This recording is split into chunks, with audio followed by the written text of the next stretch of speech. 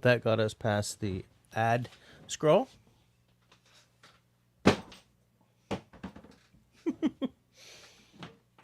I hope you guys could hear that. I'm so paranoid about my sound. I don't think that's ever going to go away. So, hey there, friendlies. Welcome to the latest episode in my fantabulous live stream series, where we discuss blades, we discuss beer, and we discuss bushcrafty things. Oh, sorry. We discuss blades.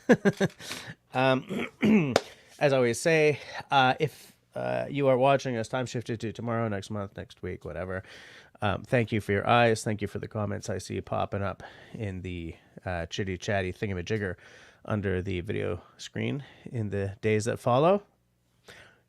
Warms me in the cockles of my heart to know that you guys are watching us after the fact. Also, as I always say, if at any point tonight you decide you really love what's going on here, I absolutely invite you to hit the smiley thumb. If at any point tonight you kind of hate what's happening, that's all right. The frowny thumb works as well. And if you'd like to take a more active role in supporting the channel, as several in the side chat here already have, then I invite you to give a clicky clacky or a tippy tappy to the join button wherever the hell YouTube has put it now.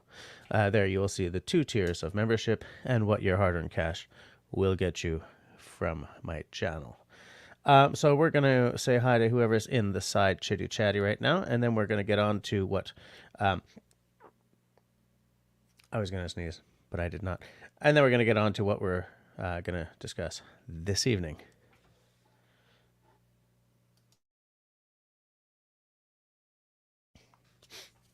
I knew it was coming. So, who we got? Who's here? I know that David Evans is here because I said hi to him way earlier. I will look at this on the YouTube page so that I can... we got Christy, of course. David and Christy are both channel members. Thank you for your memberships. You guys help to keep the lights on around here. David, Kristen, how's the glamping? Oh, yeah, right. Christy's glamping right now. And one of the cool things about what I wanted to talk about tonight, actually, this was kind of part of tonight's discussion was a suggestion from Russell over at Raspberry Rock, and part of it is something I decided I wanted to chat about. And they're kind of related, so I just put them together in one big, beautiful package, and I shall present them to you tonight. Yes, David heard that Christy's going to be shooting some video, which is cool. They might be starting a channel over there. That's the wrong cup. If they do, I can't wait to see what you guys are putting out. Yes, the glamping is going well. I made a couple of videos. We shall see how they turn out when they get home. Dude, don't worry too much about how they turn out. They're always going to be a little better than you thought. So long as you get good sound, then I keep this quote from Casey Neistat in my head. He said, just keep uploading. You know, so don't get too verklempt about if you don't think that it's as good as it could have been. If the sound is good and you've got like you're telling a little story, put it up and people will watch. There's Ethan, who used to be an avid outdoorsy guy, but he doesn't have a channel. So because tonight is about YouTube, and I'm gonna send you an invite. See if at any point tonight you want to talk about that, because that sounds interesting.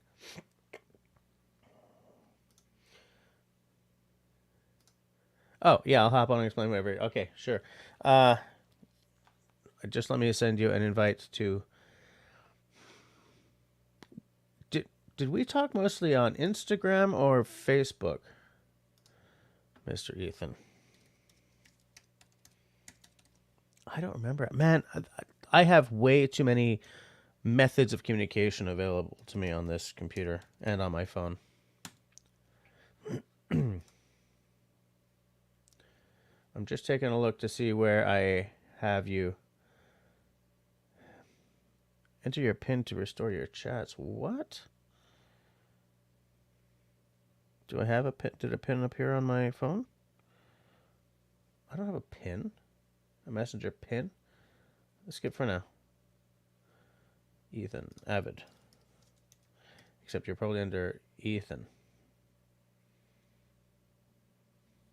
Sorry guys. This is way less pro than I wanted to be tonight, but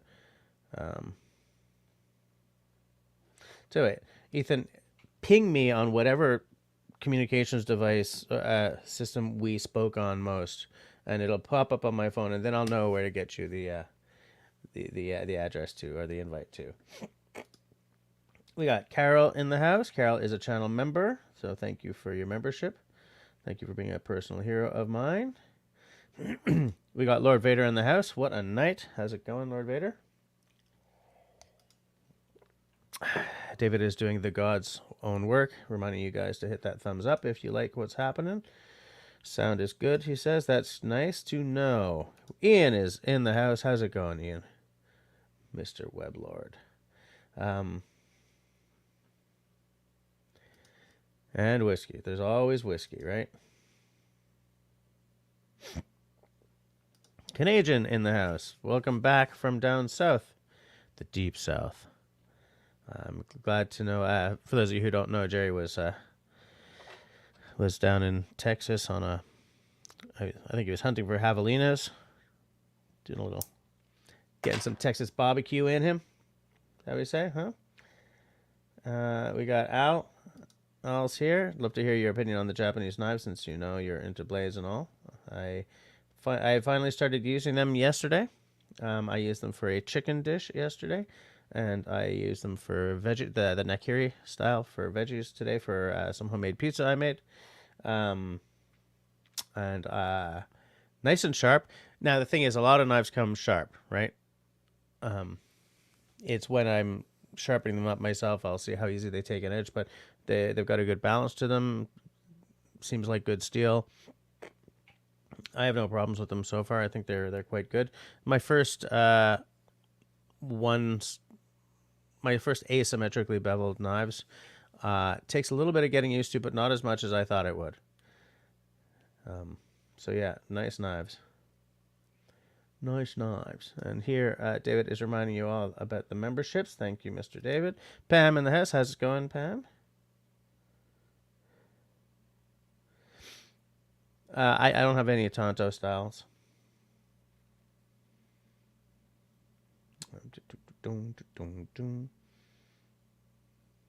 Just sort of seeing who's popping in. Whiskey Harbor, how's it going? We got Hike with Mike. Nice to see you. Did Ethan ping me on any of the socials? Maybe it was through Instagramage. Maybe it was through Instagramage. I'm just taking a look. The thing is, if it was through Instagram, some people disconnected from me when that jerk off hacked me, right? Makes me angry.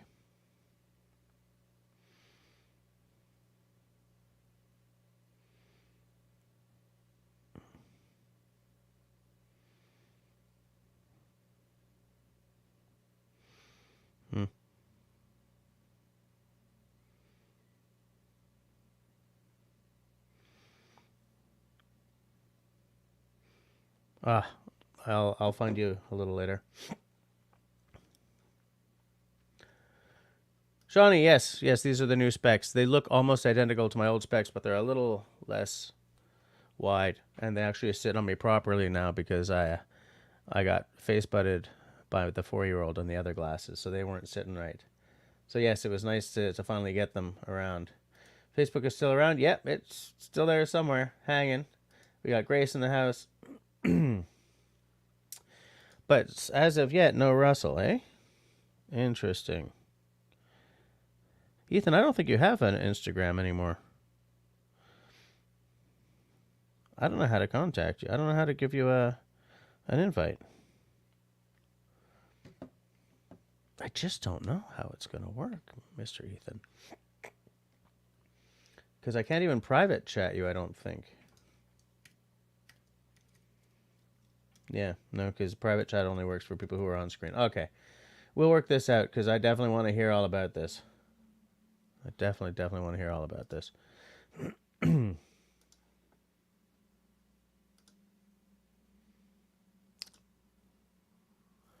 me just check one other thing. Like maybe he contacted me through. No. Oh, Ethan, how am I gonna? Oh, yeah. Sorry, I just missed it. I missed that comment. Okay, so you don't have Facebook, you don't have Insta. Do I have your? Have I ever just like straight up texted you? I don't think so. All right, I'm gonna do something. I'm gonna do something right here, right below your comment, Ethan, and then I'm gonna take it away for as soon as you see it.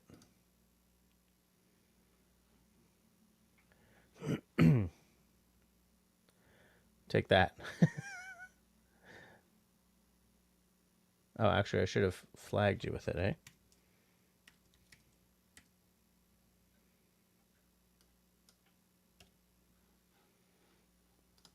Sorry, guys. This is awkward and probably irritating for you guys to watch, but I'm very, very curious, and I want to hear all about it.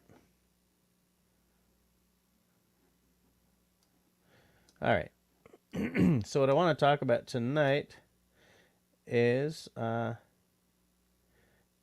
on. I just want to make sure that Ethan got that.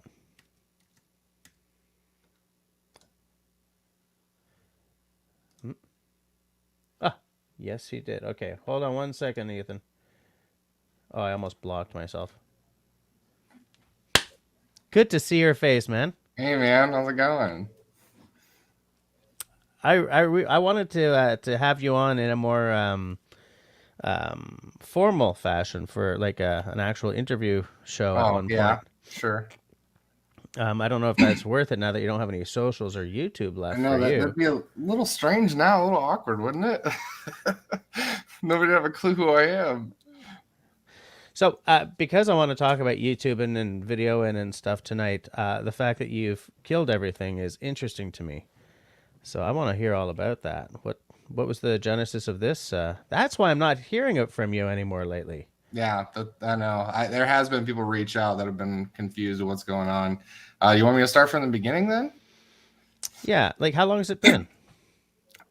So I first started not with the YouTube side of getting rid of social media, but after the beginning of the year, I decided that I really wanted to disconnect from social media. I had like the Understandable. Snapchat, the TikTok, the Instagram. I had like a personal Instagram and a YouTube Instagram.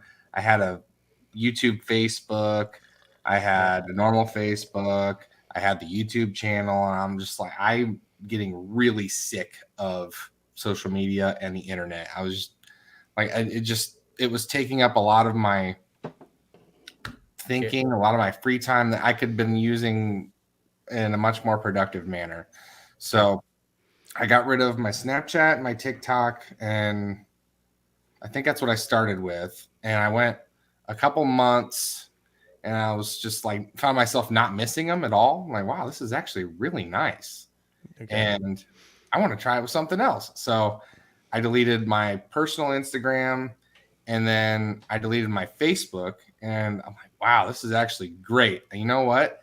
I think it's time that I just go for it, just cut it all. Because at that point, I found myself not enjoying making the YouTube videos anymore. Oh, It felt like more of a chore than anything. This last trip I went out on, it was a winter camping trip for a few days in Wisconsin in February, I think.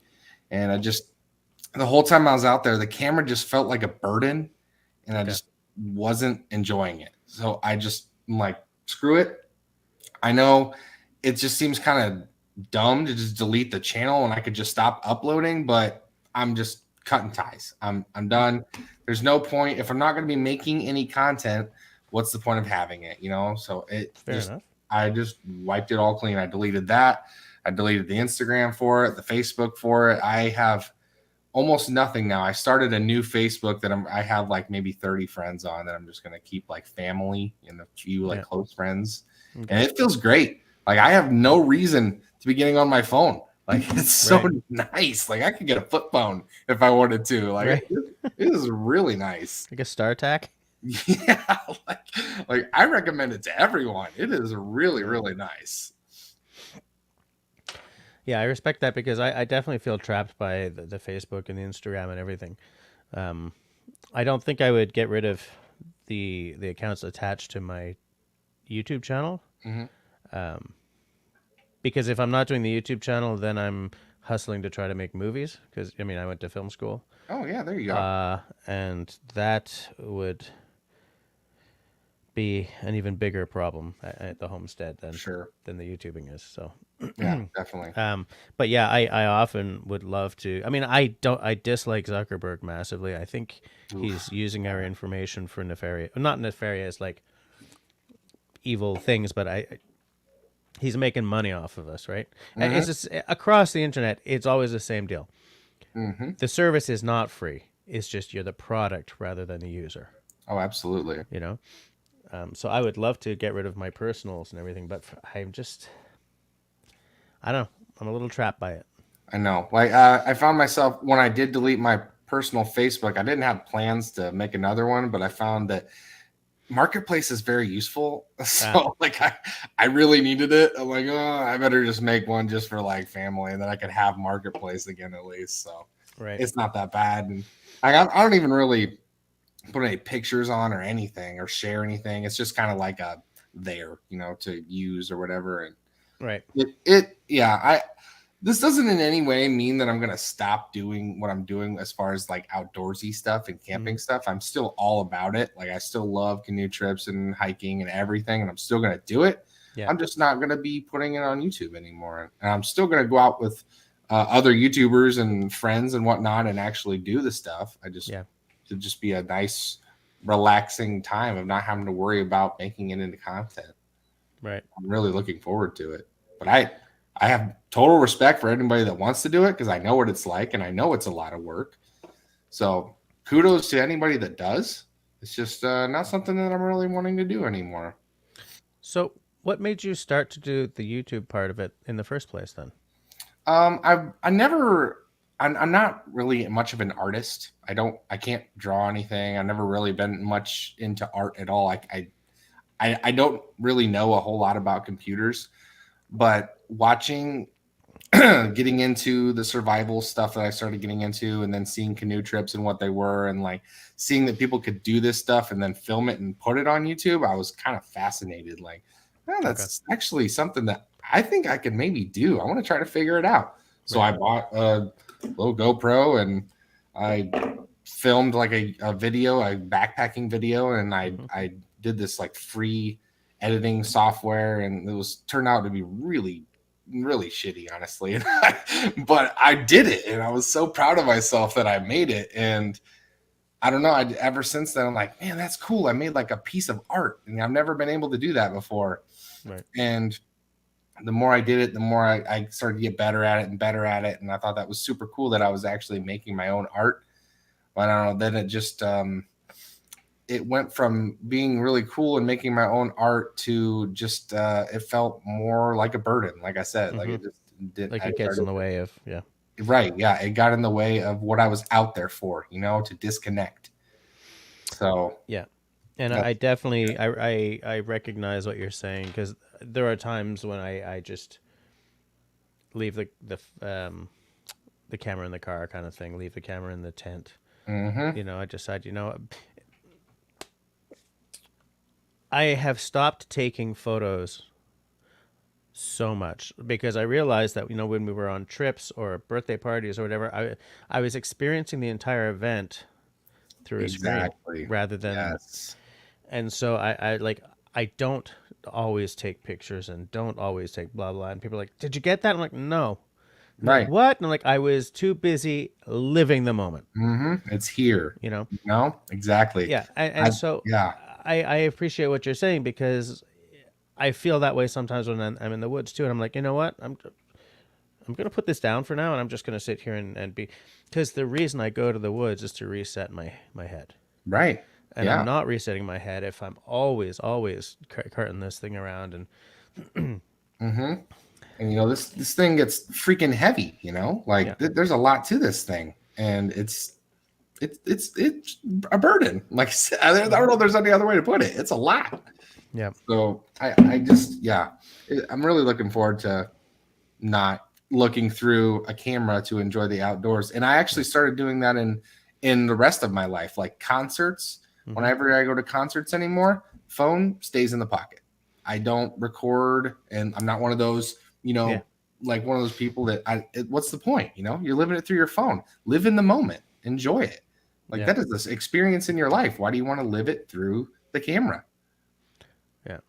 Yeah. So So are you gonna sell off your camera stuff or whatever, or are you gonna think that maybe one day you might want to shoot a few vids I from time to sold time? off my old camera, my first camera that I had, my Okay. Nikon D5600.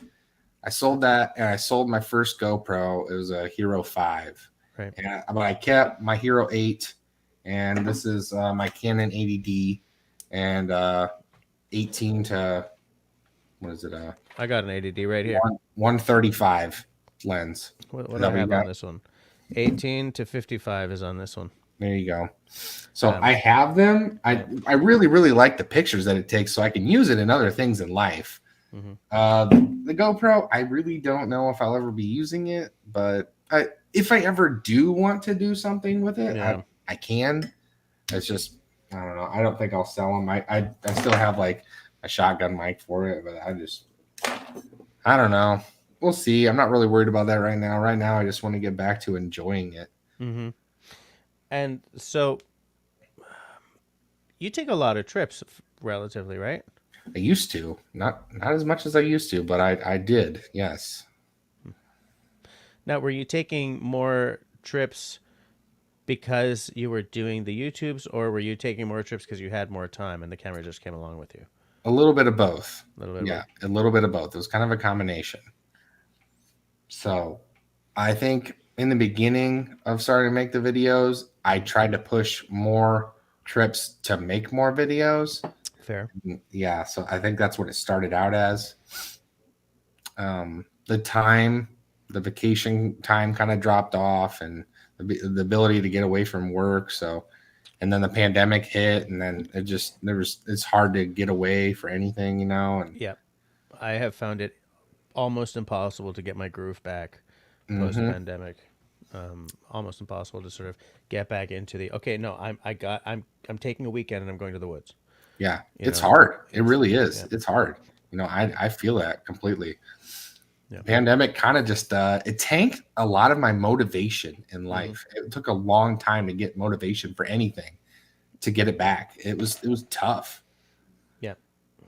So it was rough. Um, I just want to. I just noticed that Shawnee asked you a question, guys. Let's pretend that this is a full-on interview. Although Russell will probably come on at some point and blow the stuffing out of everything. If you guys have a question about this bloody fascinating conversation that I was not expecting to have tonight, Me uh, either.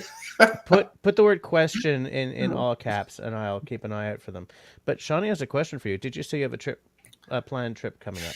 Um, well, I had a couple trips coming up. The Dutch Explorer, Cohen. Um, we talk all the time. He's a really good friend of mine. We talk probably every day, and we still do, even though I don't have a channel. And we planned a trip at some point this year. We talked about a few different locations, like a nice canoe trip. I don't know if it's really going to happen. I'm not sure. Might be switching careers or different location, different jobs. So I don't know. And then I also Schultz Outdoors, Dan Schultz, Mm-hmm. he hit me up wanting to do like a little weekend trip at some point. I don't know where yet. So there's a couple potential plans, but nothing like a big trip this year that I had planned for sure. Yeah, because when you do your big trips, like you travel for those, hey? Yes, I do. Yeah. Yes. Last year's big trip, it was originally planned to be like 17, 18 days or something like that. I had quit my job and went on this trip, and it ended up only being like 8 days before I got burnt out and just had to get out of there. I couldn't do it anymore. Yeah. But And that was that, quite a go. That was in quite a go. yeah, So that one of the reasons I wanted to do an interview show with you is specifically because at one point you were just like, I'm done. I'm going home. There's someone in my life.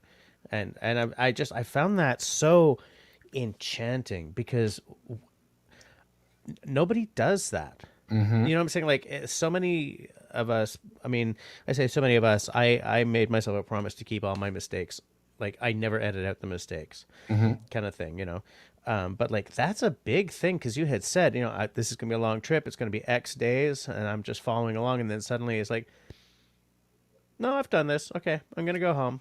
Yeah. And it just felt like such a moment of, like a vérité, like just such a true moment that I absolutely disappointed to not have more episodes, but loved that moment on like being on YouTube. Well, thank you. I appreciate Yeah, that. Not everybody felt that way. I actually got some hate for that, but yeah, dude, they weren't the ones out there. I was. they were the So ones out there, and no matter what we do, I'm still getting nasty comments on my video where I was like, I don't remember the name of it, but I was testing to Amazon purchase those augers. You know, you put a handle through it. oh yeah, It's an auger a bit. hand auger. Yeah, it's like a Yeah, hand auger for wood. Yeah. yeah. Yeah. I just got someone else dropped me some hate on that today. But I'm not going to take it down because I clearly didn't know what I was doing, and Yeah. I feel that it's okay to leave that up. It You is. know? It is. There's nothing wrong with that, you know? It's all about the learning too. Nobody's perfect. Yeah, Everybody learns. exactly. Here's a question for you from Russell over at Raspberry Rock. Was Ethan's channel monetized, and does he miss the money? At one point, yes, it was monetized. I think the last time I was monetized was 2021, at the end of 2021, and the pandemic killed my channel basically. I wasn't able to cross the border and do my normal content. So it just really struggled with the views, and I ended up losing my monetization, and I never got it back. I tried, even with this trip that I did, this big trip, the views just weren't there to get it there. I think I got up to like 3,200 watch hours out of 4,000, Yeah. and it didn't make it. I tried, but it just didn't make it back. It took me a long time to get remonetized. I had been monetized, and then they sort of shifted the goalposts on us in the aftermath of the what was it, PewDiePie? No, not Oh PewDiePie. yeah, yeah, The yeah. Logan Paul or Jake, Hmm. one of the Pauls, and so suddenly that's when they brought in the 4,000 hours and the 1,000 subs, and I that was within 2 months of me buying a better camera, by getting a paid membership to a music to get music and everything, and suddenly I was demonetized. And I was like, okay, this is the universe telling me that I got to work my butt off.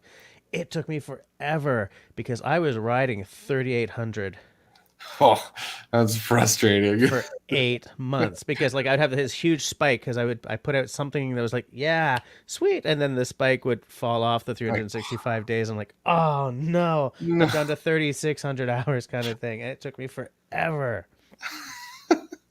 That is so frustrating. I get Yeah. it. I really do. It's Hmm. um I think I only ever made like maybe like 300 or 400 bucks off of videos. So it really, I mean, it was nice. I know when I did get demonetized, I had like $97 in my account, and it won't transfer money till it hits 100. Yeah. So I never got that money. They never gave it to me. So that just, it's gone. Google kept that or Yeah. whatever. I don't And know, but that sucks. yeah, and I had 91 in mind when I got demonetized. So and no, you don't get that back. That just gone, It's gone. which is frustrating Hmm. because if they demonetize you, what they should do is cash you out, right? Right. You would think so. Yeah. Like that's money you earned. Yeah. I guess not. Yeah. Here's something from Grace. She said, I remember Jesse mentioned this when Ethan quit the trip early, and I said Ethan didn't gaff. I don't know what that is. That might be an American term for something, and I mean that in the most positive way. Yeah, because I remember when I saw that video, I mentioned it on my Tuesday live stream. I was like, "You guys, I just saw the most beautiful thing." You know what? I think it's because I love YouTubing, but I'm tired of YouTubers in some ways. Like for everyone who puts out videos where they try to keep it real, um, like watching Russell stuff, every now and again something goes completely wrong and it stays in the video because it's part of the story. But Mm-hmm. for everyone like us or like you saying to hell with this, there are like 1,000 YouTubers who only show their most shining moments Right. on their Screw trip. that crap. I was never like that. And Yeah. that Like like Grace said, I didn't give a F bomb. Like I didn't care. yeah. I wasn't trying to pretend that I was someone that I wasn't. I was very real on camera. What you saw is what Yeah. I am.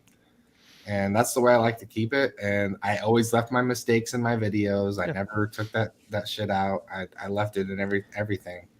And that's why, I mean, after 7 days in, I'm like, screw this crap. I'm done.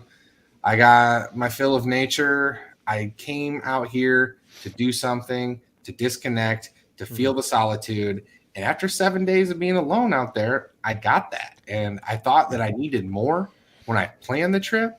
But then after 7 days, I'm like, I'm good, honestly. I miss my kids.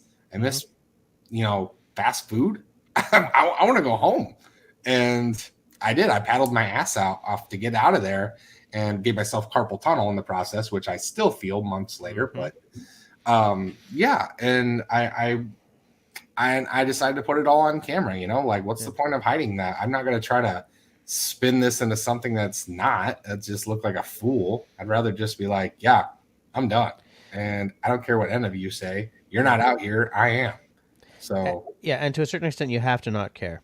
Like, right, and exactly. that's something that I'm of two minds about that because I very much care about what my viewers think because without them, I'm nothing.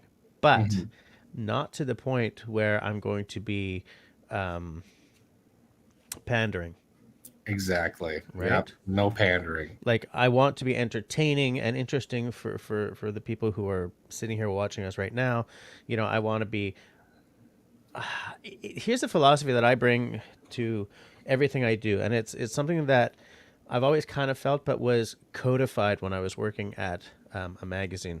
I worked at a couple of magazines, and I used to work for the second largest Canadian-made magazine. It was a fashion and shopping magazine called Lulu, Okay. and I would never have seen myself working at such a magazine because what? But the money was really good.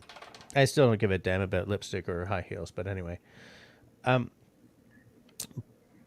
But it was a unique magazine in that there were two French editions and four English editions, all coming out of the same office. Any other Canadian magazine where there's a French and an English version, like Chatelaine and Chatelaine, for the Canadians watching us, the English one's made in Toronto, the French one's made in Montreal. But Lulu had the entire team, one team with like French editorial and English editorial. And on the English side, our copy chief had this philosophy that she stood by no matter what the people above her sort of thought. And it was that she never wanted one of our readers to close the magazine after, they buy the magazine, they open it up, and they finish it, they close it. Never should that person close the magazine and feel badly about themselves. And that's a philosophy that comes from having grown up reading Vogue, where you close the magazine and you do feel bad about yourself, and that's how they Sure. get you to spend money on the stuff. Right. And Yeah. so that that philosophy, that very non-bushcrafty philosophy, story about telling you guys about my fashion magazine, 10 years in a fashion magazine. But what that did to me was, yeah, you want to make your readers happy. That's what it is. I want Sure. anyone who's watching my stuff to be like, that was pretty goofy, but I enjoyed watching it, or Uh-huh. that was Yeah. interesting, or it's got to be positive. And I bring that to, I never crap all over somebody else's work, right? If I'm going to leave a comment, let's say you did a video and it's like the camera wasn't working, the sound wasn't working, and your canoe overturned. Well, actually, canoe overturn would make for a pretty great video.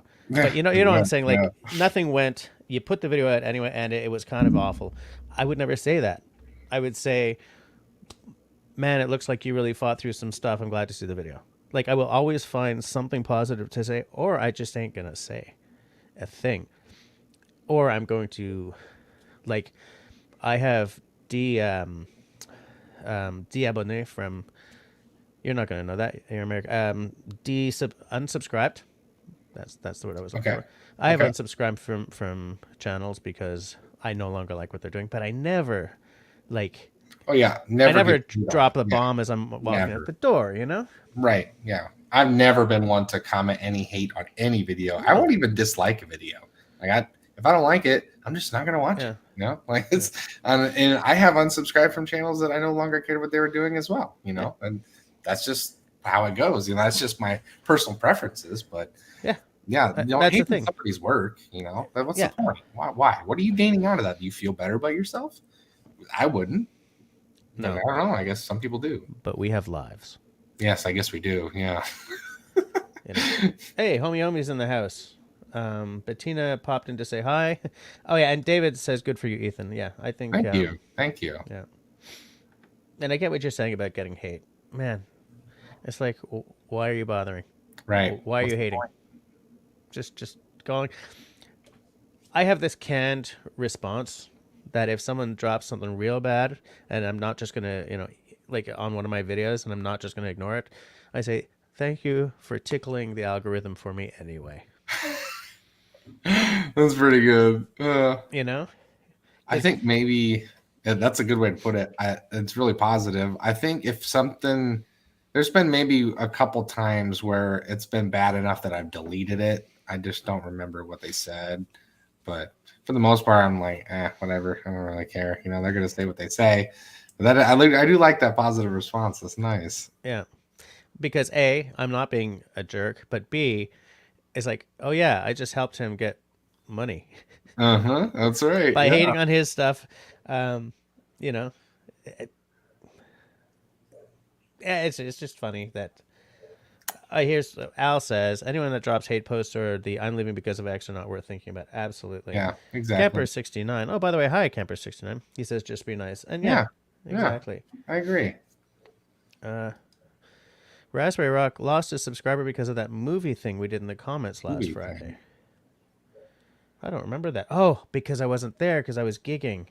What did I miss? Every time I miss a Books Fest, I miss drama. There we go. So how the heck am I going to get in touch with you then if you're not on my email is still active, avidoutdoorsyyguy@gmail.com. Is it? Okay. Yeah. So if you just shoot me an email and I'll just give you my number. You can just text me whenever. Okay, let me take note of that then.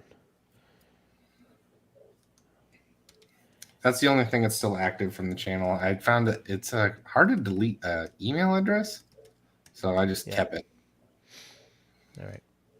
Take a note of that. Yeah, I don't know what I missed because here's David saying no loss if they didn't have a sense of humor. I have no idea what happened there. Right. It was old blind Doug. Oh well. Just to show us that this happens to everyone. Everyone. Every now and again, like I look at my subs and I see that like I lost 3 that, you know, on that date. And I'm like, what did I do on that date to lose 3 subscribers? I always like to tell myself that was the day that YouTube went back and deleted all their bot accounts. And that was I lost some subscribers during that. Yeah, or I guess not real subscribers. That was a bot day. Yeah. Boom. Gone. So yeah, maybe. Like for a channel of my size, the last time they did that, I was maybe around 2,100 subs. So you don't lose that many when you're at 2,100. But if you're at like 50,000 subs and they do a bot day, you can lose like 400 subs. Kind of thing. Exactly. Like, oh, that hurts. Homie was just about to make fun of me for the fashion magazine, but I guess it's not a good time. You know, it wasn't. there was nothing really wrong with it. Like, it wasn't a bad place to work. The stuff we were writing about was not fulfilling to me because I don't care about such things. It's just a career step. Yeah, That's it's all it just a is. career step. But Yeah. like in the stylist room, man, these people took this seriously, Oh, I bet.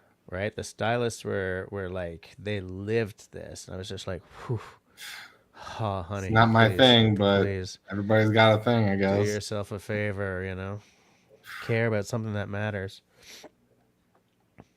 But yeah, just taking a look to see if anyone else is dropping some comments or anything. I can hang out for a few more minutes, but I got to work in the morning, so then I'll have to get out of here. All right. All right. Well, it was good to see you because I was Definitely. wondering. Here's the thing.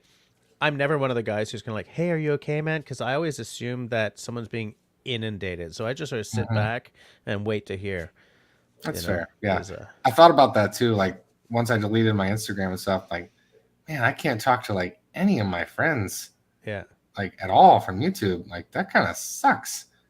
yeah, And like, I mean, the people that had my number have reached out and they're like, "Hey, are you okay? Like, what happened? yeah, I don't see your channel." Like, yeah, I just explained it. Like, yeah, yeah. So, I mean, it is what it is. And the people who have my number, I explain it, and it's not like I don't hate anybody or anything. Like, I didn't block anybody. I just one day I just gone, and I didn't tell anybody I was doing it. It was just gone. just gone. But Yeah, it's a relief to know that it was that because so often when somebody just goes like that, it's like, what happened? right. Yeah, Oh my god, I sure. hope they're okay.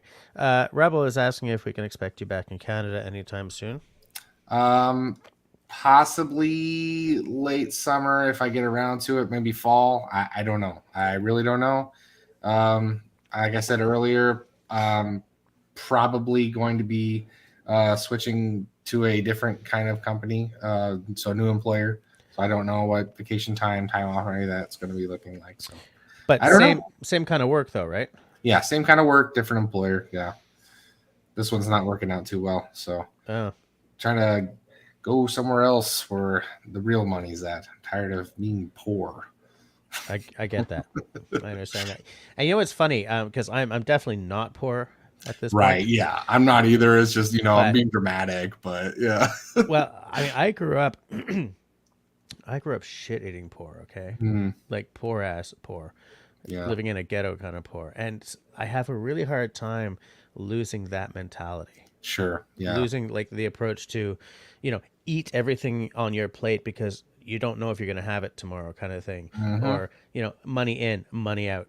Because that's the way I grew up. And it's so hard now that I don't have to be that way, that I'm still living that way inside. Yeah. It's like weird Right. and frustrating, Makes sense. you know. But yeah. So, All I don't right. know. Well, it was good talking to you and good seeing you, man. Yeah. I will try to not be a stranger and hop back on one of these things sometime soon. I tend to forget that they happen. I'm sorry about that. I don't have any of my like notifications turned on for YouTube, so I never Okay. get notified for anything. So Fair sorry, I enough. just kind of lose track. It's nothing personal. I just don't keep up. That's a me thing. But I will try to make it back on All some right. point soon. I will drop you an email this week so that we can stay in touch. Definitely. That made sense, right? So that we Yeah. can stay in That's me. touch. Yep. All right. All right. See you later. All right, man. See ya. Have a good one. All right. Bye bye. Hi, Destiny. Driving home and listening. Fair enough. Oh, I'm glad to have seen Ethan, man. I was wondering about that guy. I in the video series where he went to Quetico, he had a battery pack with him and some little solar panels, and so I called him up, and he was in the middle of, I don't know, playing Clue with his kid or something. And I I was asking him some questions and stuff, and we had a really nice conversation. And this was like last year, I guess, because I'm always looking. I can't afford one, but I'm always looking for a battery pack somewhere around the 500 with solar panels, so that I can bring my CPAP with me. And it's exactly why he had his battery pack as well. That's not a secret. He talked about it in the videos. And he said that the 500 is just a little small. That he was constantly trying to like get stuff powered up. But yeah, I'm so into solar, and I love these like Goal Zero or Blue Eddy or whatever. I love the idea of these, and I hope that one day I can buy one. But I had thought that a 500 was going to be the way to go, but he said maybe not, especially if it's not that sunny a trip. So that's, anyways, that's neither here nor there. It was nice to speak to him. So we got Destiny listening as she drives home, which is the way we usually have SV Flintlock. By the way, the beer that I am drinking on this night of nights is one of my last two of these Waterloo Darks, which means I have to shoot across the border into Ontario again pretty soon so I can get a few more. Excuse me. But yeah, a couple of you are thinking of starting to shoot some videos while you're hitting the woods. And I guess whenever someone says to me that they're thinking of doing it, I say, try it. Don't sell yourself on it. Don't buy the camera yet, especially because so many cell phones are so damn good now. Don't dive in. Don't spend a lot of money. Record some stuff. Use a free editor. See if you like it. See if it gives you the fizz to have something out in the world. And that's where the indicator is. If, you got the fizz, if you like it, if you found it fun, then it's worth trying to put a channel together. If it just created stress and it felt like a burden, then just enjoy your time in the woods. If you don't get joy from making the videos and having them out there, believe me, it's not worth it, because it's time. It takes hours. It takes me to get a 10-minute video out. It's like 5 hours worth of work,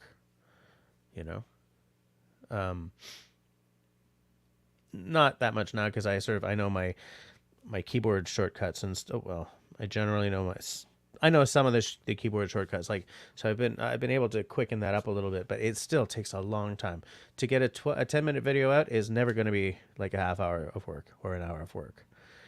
Russell, should I add you to the stream, or are you going to add yourself when you're ready?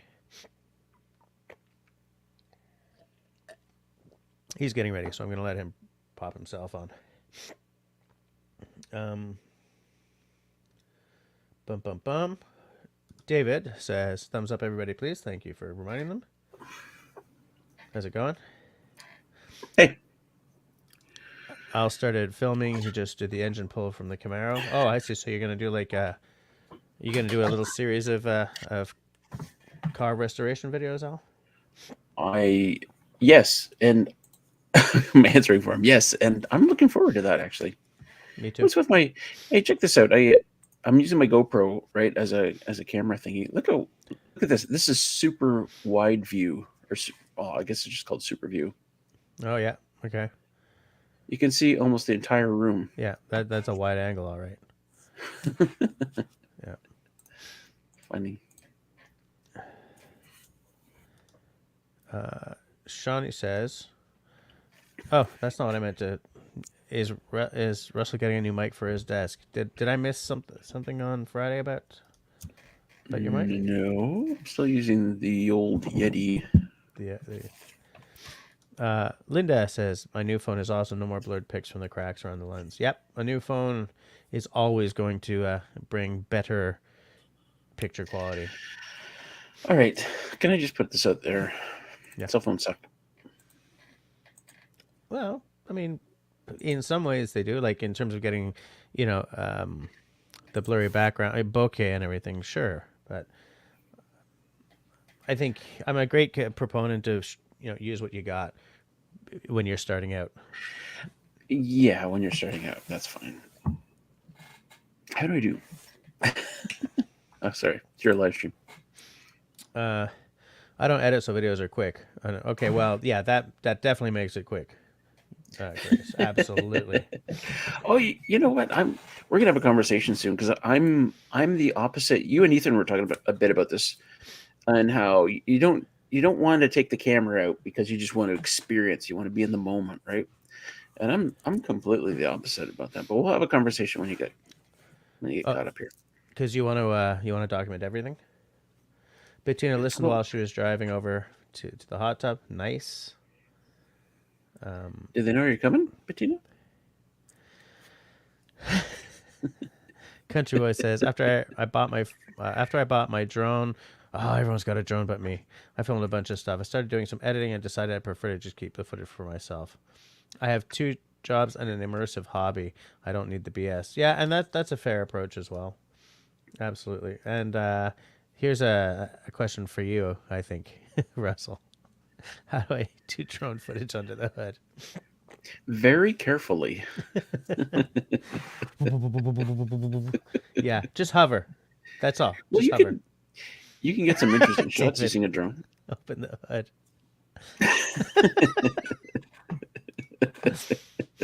Am I caught up? Yeah, I'm caught up. So you like to document everything, eh?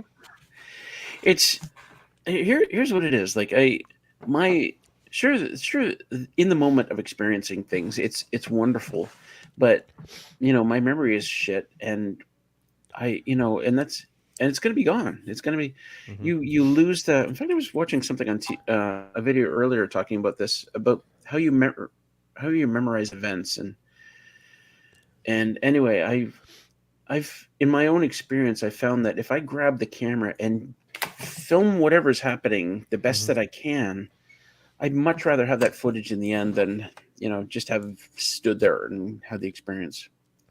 And like when the elk came out and they were on the rock across the pond. Yeah, it's good to have footage of that. Could have just stood there and went, wow, this is amazing. But I go back to the footage that I took of that, and it's like, holy crap, is it wonderful to watch. Well, I don't get me wrong. I want the footage of that, but I don't want my entire memory of that moment to have been like this, right? Like when I'm out in the woods and I decide to put the camera stuff away, it's always because I've already got some good stuff, right? And the camera's always near me. It's just I want to have some moments of, I don't know, privacy maybe. Where it's just me and the fire, or just me and the there's like crap all over this mic. I was going to bug you about that, but then I realized I got crap all over mine too. So.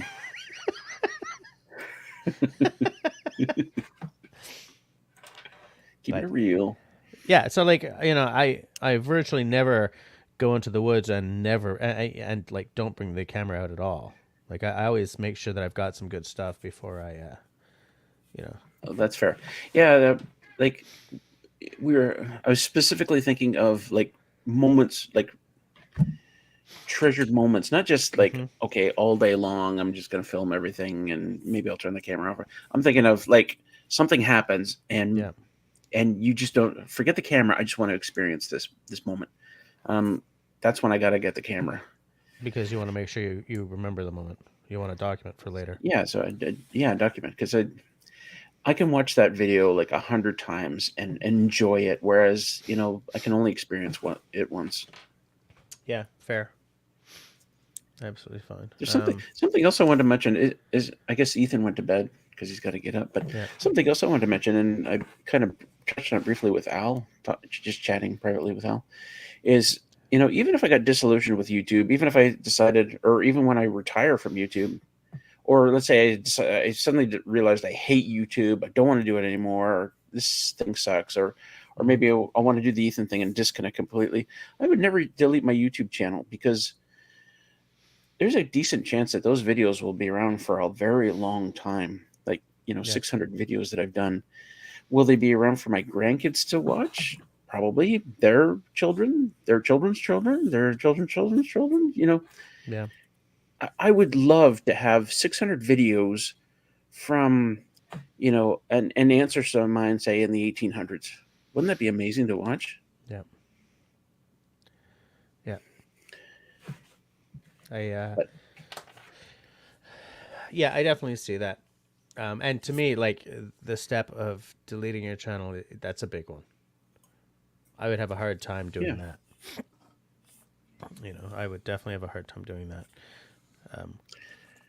Yeah. But it's hard for me to take myself out of myself and not see everything through my own silly little lens that way, Yeah. Like it's probably just I don't know what the word I'm looking for is, but I get the feeling that it had to do with taking a holistic approach to disconnecting for Ethan. Yeah. That's fair. Which whiskey am I pouring tonight, by the way? Al's here, so it should be the blue, right? Wait for it. Wait for him to say. Yeah, I'm gonna. Remember I said I was going to buy the Fittic 12? I haven't done that yet. No. It's easy to find, at least. I'm saving my dineros. Yeah. Fair enough. David says, I wish Ethan would put his channel back up. I just looked for... Yeah, he had some really cool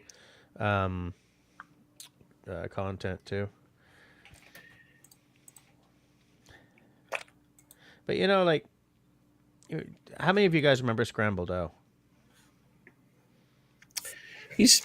Yeah, I've watched his videos. Yeah, I used to watch He's him still around, religiously. isn't he? He is, but I mean, he sort of hinted in one of his videos that like he, man, the Blues Brothers are just not. Yeah, okay, so I don't know if that's Al telling me to open Blue though. He sort of said in one of his videos that his interest sort of skips to other things, and it seems to me that that's what's happened. Kristen remembers Scrambled O too. Yeah, love that guy's work. He did. He hasn't stopped. He did a video as recently as 2 months ago. Yeah, he's not doing much. He's definitely putting his energies elsewhere. Well, I think he's got a really good job. So. Yeah, so it's hard for him to. Scrambled O was Camille's favorite YouTube bushcrafter. Not me. No, not me. It was him. He's pretty funny. Oh yeah, his work was great. Country Boy says he burnt out. Yeah, and I think that's kind of what happened there. Yeah, he was done with it. Just taking a look. Yeah.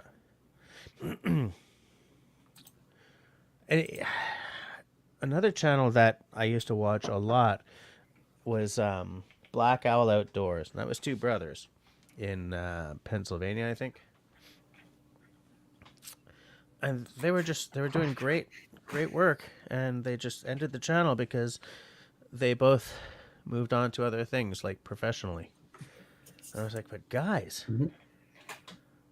you guys have followers, you're getting subventioned. Subventioned isn't a real word in English. When people send you stuff, like companies send you stuff, or they give you money to talk about their stuff. Yeah. You figure it out. You got this. Dig deep. I'm moving on. Like it sponsor seems to you me that when you're at that, yes, thank you, sponsorship. When you're at that kind of level, why would you stop? You're finally getting the benefits of all the hard work. Yeah, well, that's a weird one because like I've been getting product offers since I had 1,000 subscribers, maybe even before that. Not very good products. In fact, even now I'll get emails daily about would you like to look at our product, and most of it's crap. Yeah. Let me take a look at what. Oh yeah, I got this today. Is sound absorption material. Sound insulation. Okay, so that's interesting. And they sent me an Amazon link. And I was like, well, Because they want you to buy it and then they give you the money back, right? I think they just send me the product is typically Okay. what they do. And what is this? It's $32. Oh, this is interesting actually. It's $32 a panel. It looks like it's probably about this big, and then I don't know. You buy like 50 of them and put them around your room, maybe. Well, I mean, if like for me, that would be cool because I would like to set up an actual little live streaming studio at some point. But I've already bought a bunch of those kind of foam egg carton-y things. Yeah. For when I finally put a little studio space together. I guess my point though is that I get emails daily, and most of the stuff is just crap, and I can't. Yeah. It's useless. Like the toy drone, But it is. the stuff like that. Well, there's security cameras. There's what another power station company. I've gotten contacted by like 7 different power station companies. Well, it's because they know that like someone who's watching your channel is going to be interested in that stuff, right? Well, sure, but I have this feeling that there's one company in China actually making these, and they'll do a run of 1,000 like of this type, and then they'll say, okay, how do we redesign the case? Yeah. Okay, we redesign okay, do another 1,000, and so they're all coming from the same company, right? They're just rebranded. A lot of stuff is actually. So I mean, I totally believe that. Yeah.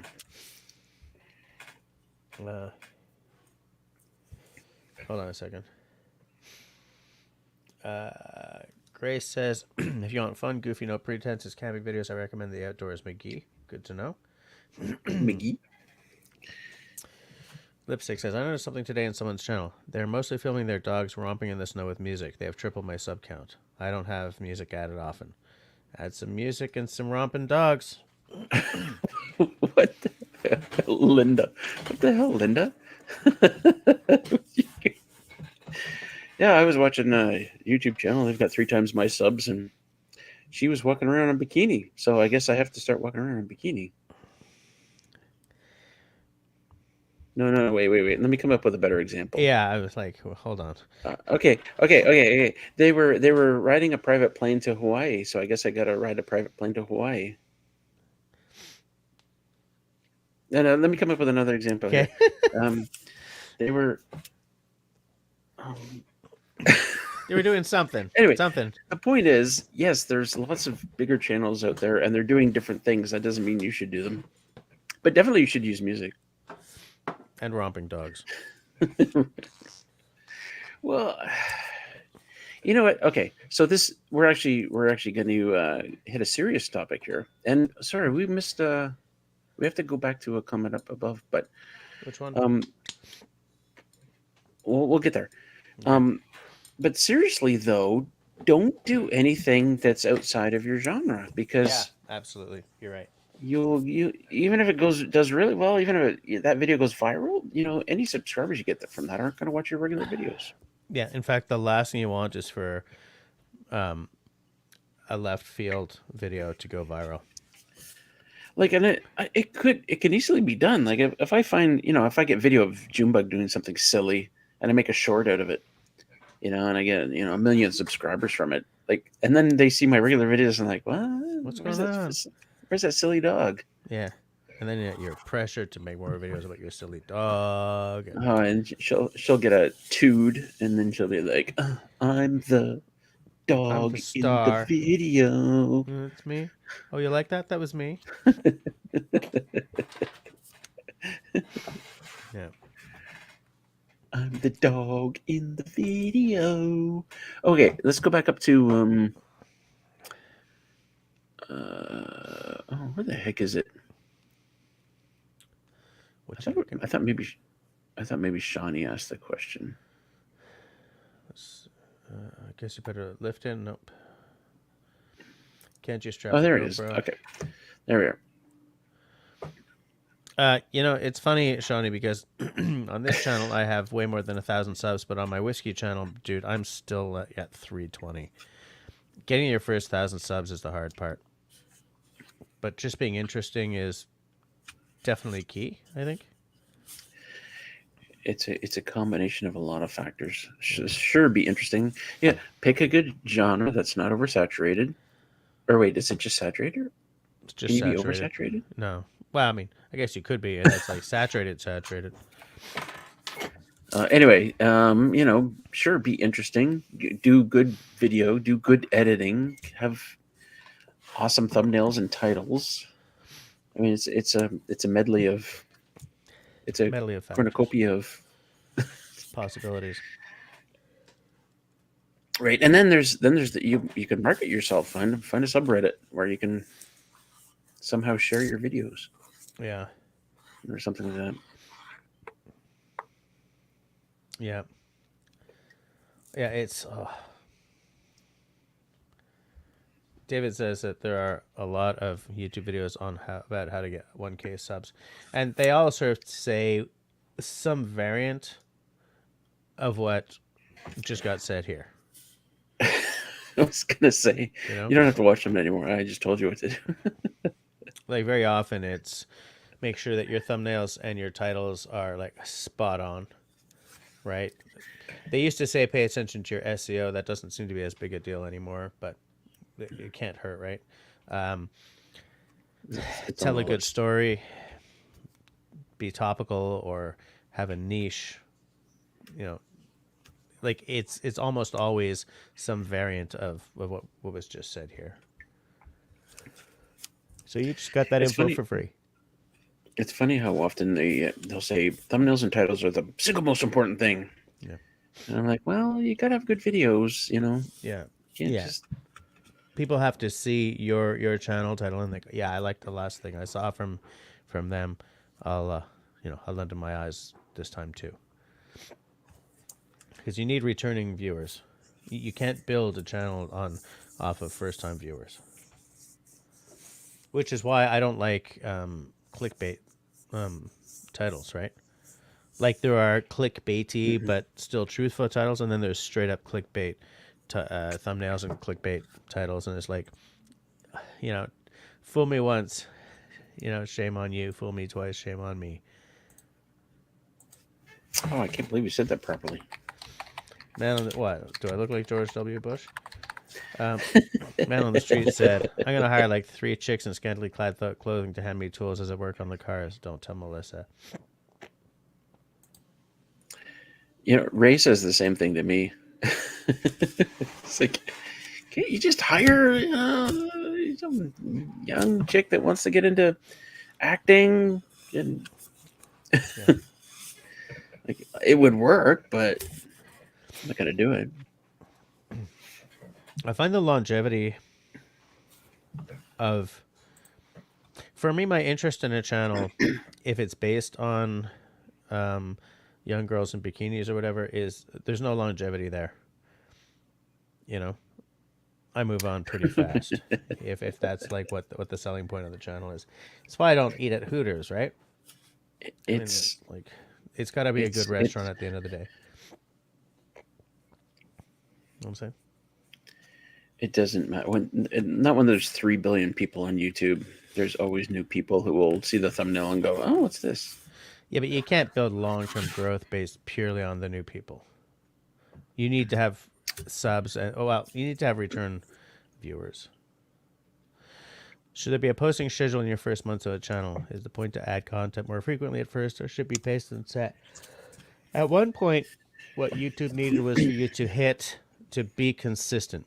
If it was once a week on a Friday, it's once a week on a Friday. If it's once every 2 weeks, if it's once a month, you got to hit this, but you got to be consistent on the same date. Now, apparently that's not necessarily the case anymore. They're all about people being, they're all about engagement and everything. So I don't know, but I still think it probably can't hurt to hit once a week or once every 2 weeks on a specific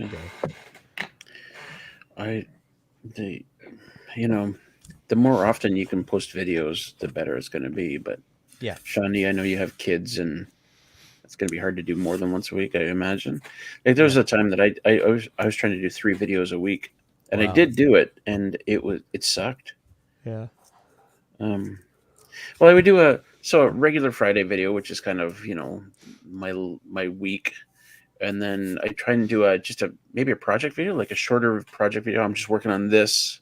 I do that on Wednesday, but That's a first lot of of all, editing. I'm really lazy, and I suffer from a huge lack of motivation. So these things are, and I drink a lot. So these things are really, these things make it difficult to do stuff like that.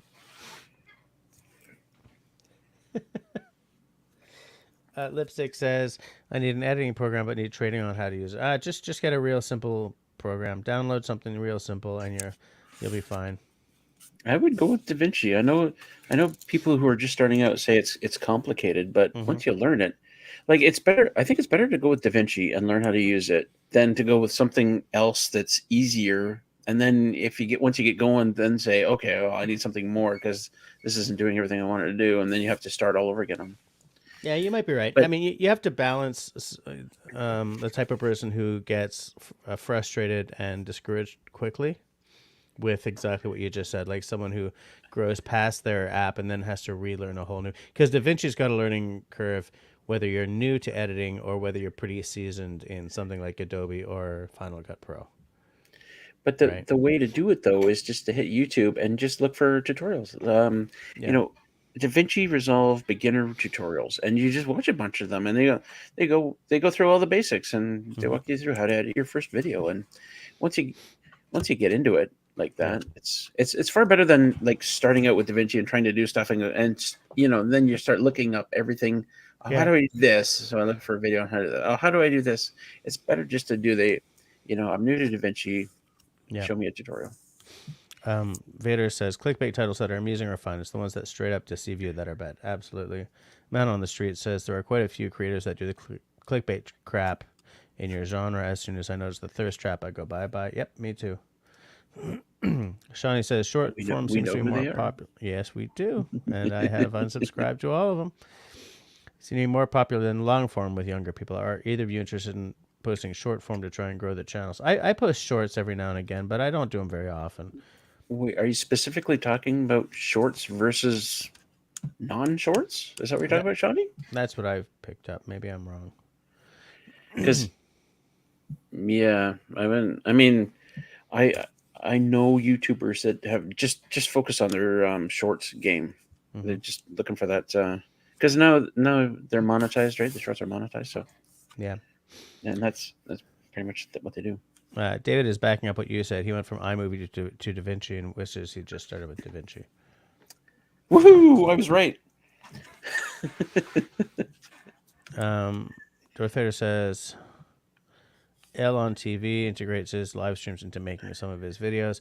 I tried to live stream editing one of my whiskey videos recently, but what I have to do if I'm going to do that again, like it worked well once and then this time it didn't work. I think what I have to do is do the initial setup before live streaming so that I'm not waiting for it to analyze the footage that I just dropped in.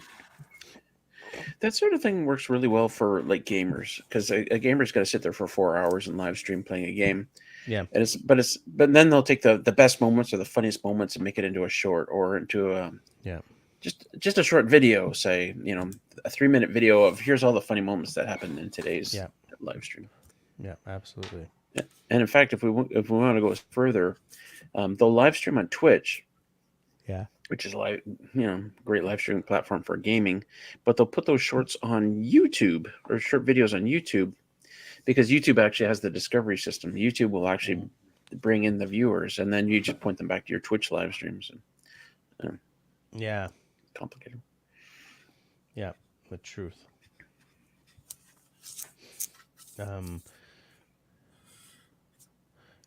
Okay, so Mountain Street's been using Premiere. I completely de-Adobe'd when they went to a subscription model. I don't even have Photoshop anymore.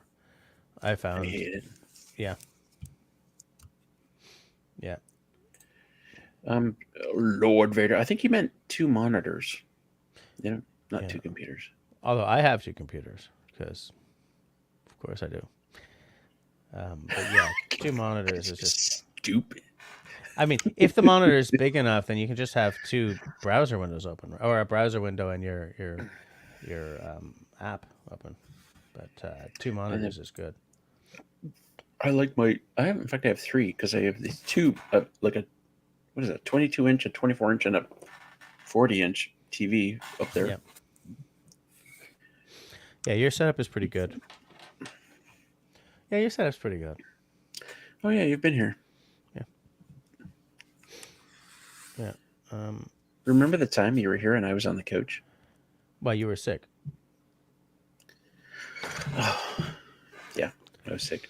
I haven't purchased anything new that is script. Screw that. Yeah, I What does that mean? that are prescription based. I am Oh, the app. I'm gonna start that again.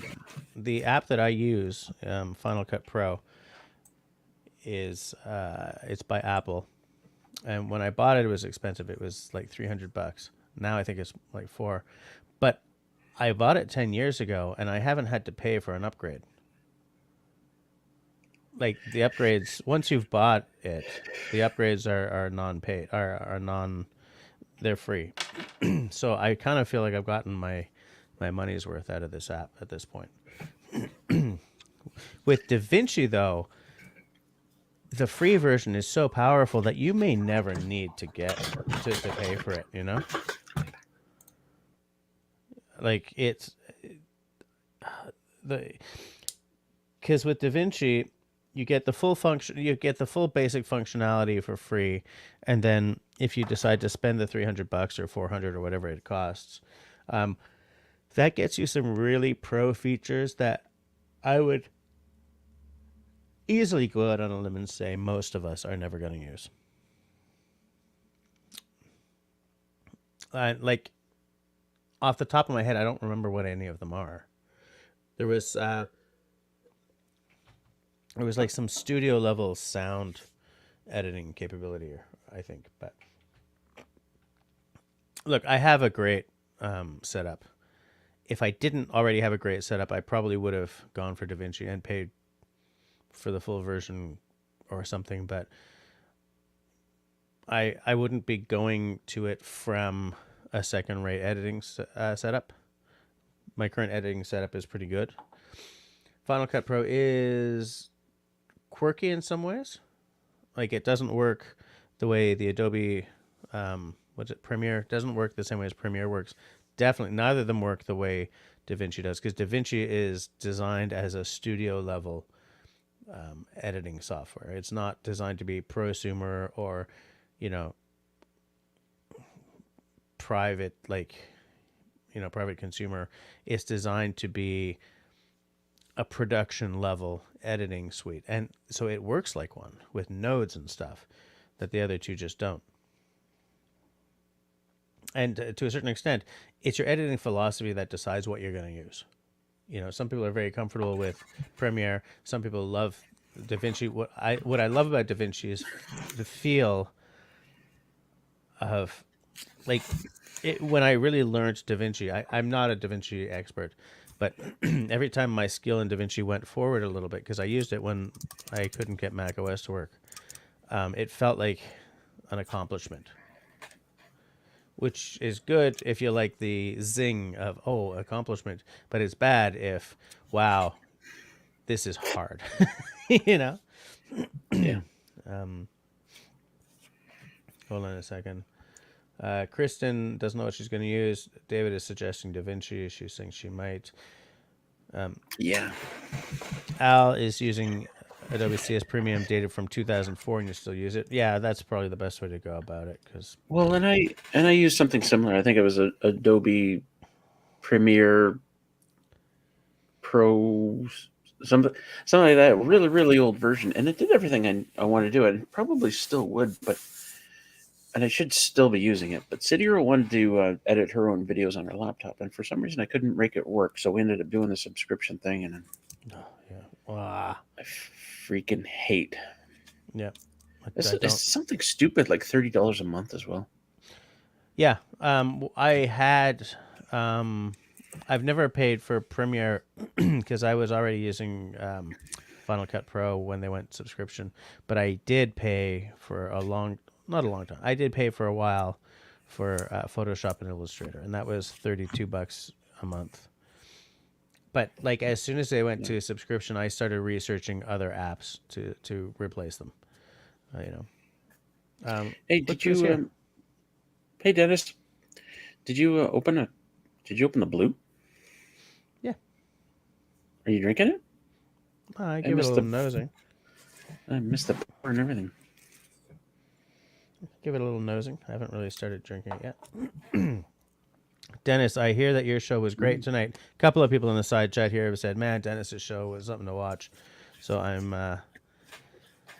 definitely going to make sure I take the time to see it tomorrow. I do like food. Dennis. Oh, and Dennis also likes food. Yeah, good old Dennis. Dead Dennis. Oh. Dennis, what we're talking about tonight is YouTubing, and I wanted to talk about. I wanted to ask the people what they thought I should do for my 10th anniversary, because this June, I started this channel in June of 2013. So I kind of want to figure out something to do to mark 10 years in June, but I'm not sure what to do. My original plan had been, buy a nice Swift canoe, do an epic trip. I don't have time. Like maybe I'll mark my 55th birthday with a canoe or something. But I want to find something to do to mark 10 years. But right now we're still sort of talking about just YouTubin process tools, stuff like that. Ethan from Avid Outdoorsy guy was on earlier to talk about why he stopped YouTubing, which was very interesting. It was. Yeah. Oh, Dennis, have you got a Swift for sale? Yeah, it's a pack boat though, and I want a 16-foot prospector that you'll never use. Yeah, it's a good idea. Lipstick apparently couldn't even figure out epidemic sound, but to Linda, get don't be messing around with epidemic sound. Just use YouTube audio library. Yeah, There's at least lots until of you're good music. monetized. Yeah, I can't afford epidemic sound. I use something else. What the hell's it called? Soundscape, Soundstripe, Soundbridge, Sound something. Is it free? No. Soundstripe. I use Soundstripe. Yeah, it's not as good as epidemic sound, but it's also it's more affordable though. I say until you're monetized, until you're making some good money, don't pay for anything. Don't use anything that you got to pay for. It doesn't make any sense. Yeah. Like I didn't start using epidemic sound until I got monetized, and even after I got monetized, I wanted to be making some good money before I subscribed to something like that. Mm-hmm. And that's another $24 a month or something. Shit. David Evans says I should make a video about after hours late night drunken purchases buying a canoe. Nope. Yeah, Linda dropped them after 6 months. Yeah, that's if you're not making money off your channel, don't be paying for stuff. Don't be doing that.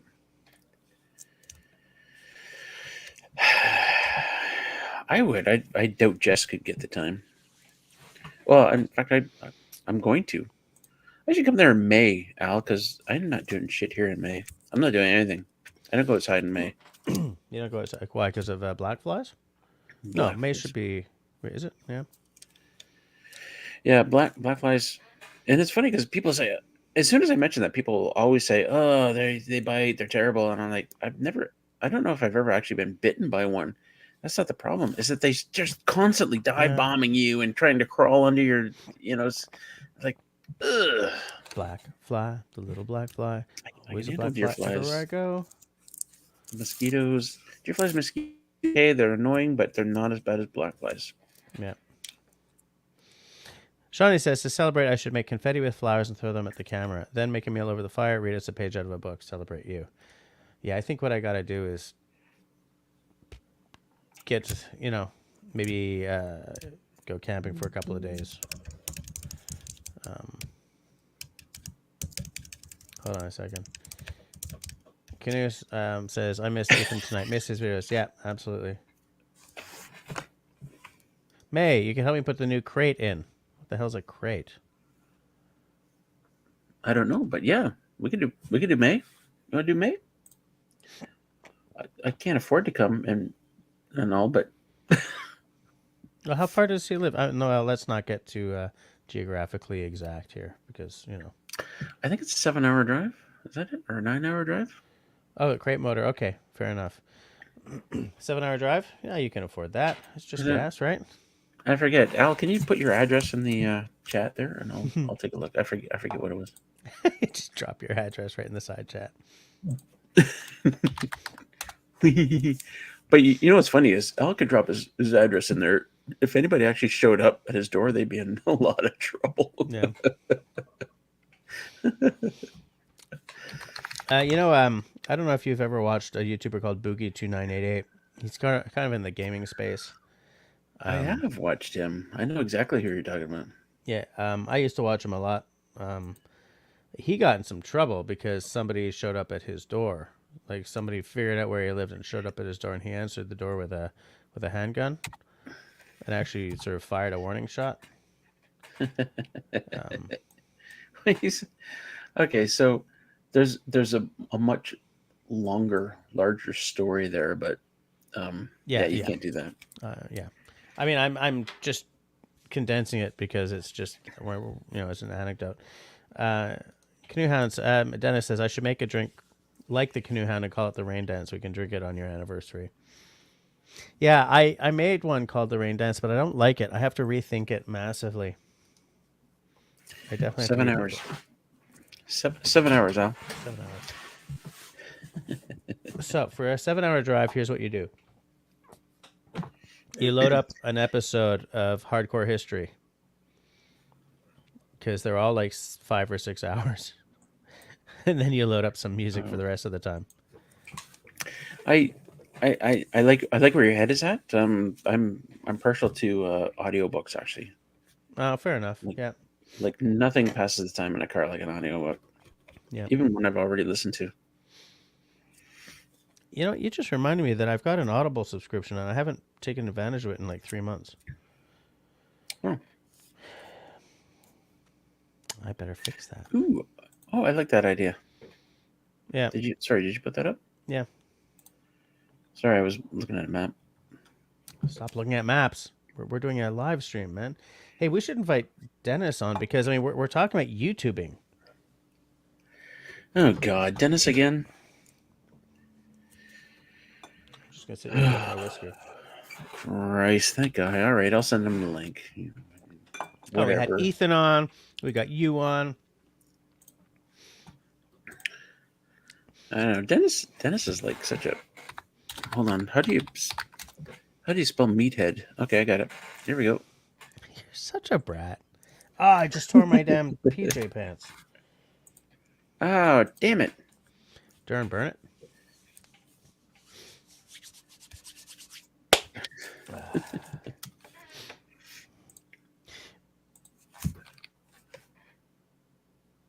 Oh, okay. Dennis is just head up to see wifey. That's too bad because it would have been really cool to have had like Dennis and Ethan on the same show, same night. Russell hanging around, being a great big jerk. You have the loudest keyboard. Okay, I work. This is not related to tonight's discussion, but I just want to say one thing. I work with a girl who I work with a girl. There's a female. Doesn't even matter.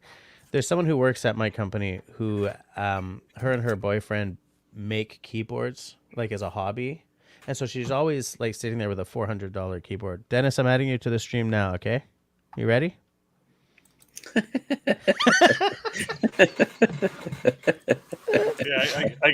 I can hang around for about 5 minutes here. That's good enough. Yeah, so we're just talking about how about YouTubing in the outdoors and stuff, and I had said earlier, like before you were on that, before you were in the side chat, that like Ethan was telling me why he just stopped, and he was tired of not experiencing the outdoors. and except to film it. And I was saying It how was it was two things. It was disconnecting from social media. Yeah. And the second one was he was like, why am I bringing out a camera? It's just more work. Yeah, I just want to experience it. The camera started to feel a bit like a lodestone around his neck. And I sort of said that I understand that because I was tired of experiencing everything through a screen rather than being in the moment. So like I was mentioning how sometimes I'll be out there in the woods and I'll make sure I get a whole lot of good footage and I've got a story to tell and stuff. But every now and again, I'm going to be like, I just want to sit in the moment here. And so I put down all the equipment and just sit there in the sun or next to the fire and just zone a bit. And so I'm wondering, you put out videos. You do mostly live streams these days, but I remember you used to put out a lot of videos. And do you have a philosophy about that, about having the camera on you all the time in the woods? Yeah, no, I kind of stopped. I got away from posting my trip videos. Not that I recorded them, and they're all like sitting right here in front of me on these USB sticks, or not USB, but SD cards. Mm-hmm. I've kind of gotten away from doing what I really enjoy. I enjoy putting out videos and stuff like that, but the combination of Canoe Hounds Outdoor Adventure Show and then trying to do that, I was just spending way, way, way too much time with it. Yeah. Trying to figure out, that balance of being able to do this and then trying to output shows or videos. And then, so that's where my welcome break comes here in the summertime, right? Not live streaming through the summertime. I'm able to maybe get back into doing my trip videos when I go out and stuff like that. Yeah. So we'll see, but you know what? It is tough to try and juggle both at the same time, right? And then everything else that's important to me too. So, yeah. Hi, Mrs. Canoe. How you doing? Hi there. Hi. This is the other thing that's important to me, right? So that's that they're in the grandkids. So, yeah. Fair enough. Yeah. Grandkids than me. No, just kidding. Yeah, that too. Hey, that's awkward. Yeah. Oh, sorry. Kiss on the show. You guys, your turn, guys. Go ahead. Which way am I going? It's been tough, and I understand where Ethan's coming from. Like I didn't see him on the show here. I missed it because I was in my green room there. But it is a lot of work for anybody that puts out these videos to be able to go out there. And where is that fine line of going out there to disconnect and enjoy what the surroundings are, right? Yeah. And when do you record and when don't you record? And for those of us who are YouTubers but not to make a living, you know what I mean?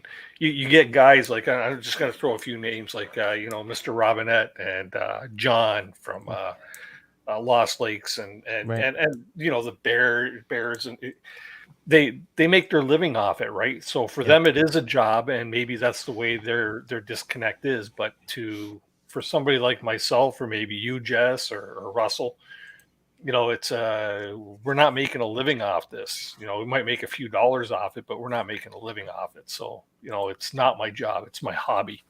Yeah. So if you enjoy it as a hobby and you don't mind doing it, then bring the camera. If you absolutely hate it, then leave the camera at home, right? Yeah, absolutely.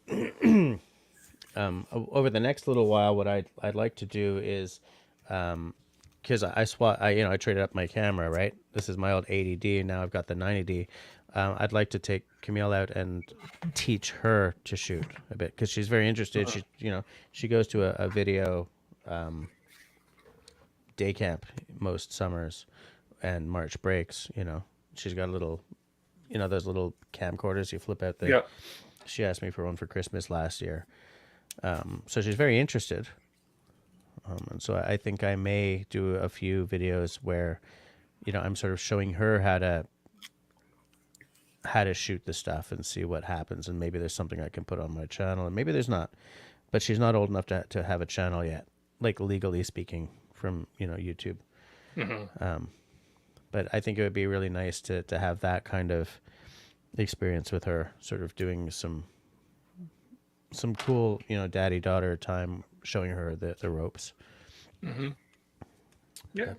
But, yeah. You know, a person has to have a real interest in doing this. You know, Russell does his live streams. He puts out his weekly video and stuff like that, and it's got to be his routine. It's part of his life being out there at Raspberry Rock, right? So it's you have to want to do it. Let's put it that way. You really have to want to do it, right? And then everybody has varying levels of success doing this too, right?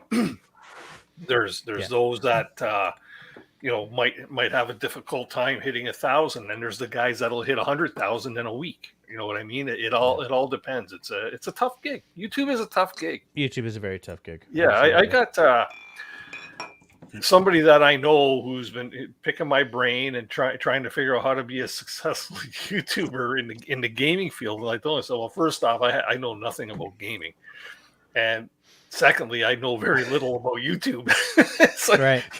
You're barking up the wrong tree here, right? But if it's a hobby, go for it. If it's a pain in your behind, then you give it up, right? Or don't do it, or just do it to a degree. Me myself, I started my trip videos just so I had a way of saving my trip videos. Yeah. You know, YouTube's a great platform for that. You upload it and hopefully it's there forever, right? Hopefully. Well, or they'll give you a warning to download your stuff and you take it off, right? But my grandkid watches my videos, and to me, that's one of the reasons why I do YouTube, is because I hope my grandkids. It's my there we go. YouTube is my legacy. Right. Yeah. So. Yeah. It's important to have something to leave like that, I guess. Sure. Like, I would like to be able to say at some point that YouTube is my legacy as well. I'm counting on it. Yeah. Well, your pipsqueak, Jess. Mm-hmm. She watch your videos? Is that Daddy? No. Maybe, but one day she might. One day she might. Right? One day she might. Yeah. Yeah. I mean, right now we're trying to sort of minimize the YouTube for the kids because, the eldest daughter watches some really stupid things. Yeah. So it's like, watch Netflix. Stop. Stop watching the. That's pretty normal. I mean, is she sitting there watching? Is she sitting there watching Aussie Man or something? I don't even know. YouTube is fine. It's good. Like, she watches a lot of like Sniper Wolf, and I don't think Sniper Wolf is a good role model. Oh, okay. Yeah, watch Netflix. Yeah. So, Dennis, do you have any big trips planned? You're gonna shoot? Yeah, actually, the one that I've been talking about all the time right now is end of the summer. Actually, end of July into August, we're doing 10 days in Wabakimi. So my buddy Ingo and I were flying in, and the other 5 guys are doing a shuttle-in service. So we're going to meet around day 7 on the trip, and then finish the trip together. So it's going to be a pretty neat, nice experience if it works out logistically. Yeah, but it's going to be my first time doing a fly-in trip, which I am so excited for. So that adds to your not go down. Oh yeah, that really adds. It's funny. My brother used to fly. He used to be a bush pilot. Now he does helicopters. He says he's past fixed wing. But that adds a lot to the price of your trip, though, doesn't it? Yeah. I think the flight itself is going to cost each guy. What was it? I got it written down somewhere. I think the charter of the flight from where we're taking off to where we're landing is like $800, $856, something like that. Each or for the whole flight? Split up between the two of us. That's chartering the flight. Oh, that's nowhere near as bad as I thought it was going to be. Yeah. I'm going to check my email because I got it in an email here. And hey, Matt J just showed up. How's it going? Hi, Matt. Nice to see you. So that sounds like an exciting trip. Yeah, it's going to be. It's the one that's occupying all my time right now, right? Like all my canoe trip planning. Right. I guess I should say. And you're a big planner, eh? Not really. Oh no. I've been known to go. My wife will say, "You got a free weekend this weekend." I go, "Can I go canoeing?" Because yes, Okay. I do ask the wife, and she says that's why I'm telling you. And I go, "Okay, where am I going?" Pull out a Callan book and off I Right. go. Right. So yeah, a lot of times, some of my trips are like spur of the moment type of thing. Mm-hmm. Sometimes they are well thought out and planned, like the one that we're planning now. So Where would we be without supportive wives? yes. And how is City Girl? Wonderful. Something really important just happened to her recently, but I'm not sure if I have permission to talk about it. So So it's a So good thing. don't do it. Yeah. We'll just move right along. Plane charter, Jess. Sorry, I was wrong. $1,235. In toto, so two of you are paying. So two of you are splitting that up. Yeah, so we're splitting that. That's like 600 and change each piece, right? Plus tax, Yeah. Okay. So that really does add to the price of the trip. and that's going one way. And then our we're being picked up like when we come out. We're being picked up at the landing where we come out by Okay. shuttle, and that's going to be like another $150. Okay. So you're being dropped all the way there, and 10 days later, you're going to arrive back where you don't need to be flown to. Yeah, Flown from. 170 kilometers. Nice. That sounds fabulous. Yeah. I like it. Excited, very excited for this one. Yeah. This is actually one of my bucket list trips because it conquers two things: Wabakimi, Mhm. and a vast majority of it, and the fly-in portion. So Nice. I like it. Sorry, I might have missed it, Dennis. But what is the location of that? Like, where is that located? Wabakimi Provincial Park. So 3 hours north of Thunder Bay. Okay, it's still in Ontario. Mm-hmm. Yes, yeah, Okay, near Armstrong, Ontario, way up there. It's going to take us about probably around 22 hours to drive there. Wow. yeah, it's funny when you talk about driving from one end of the Ontario to the other. It's it's a long way.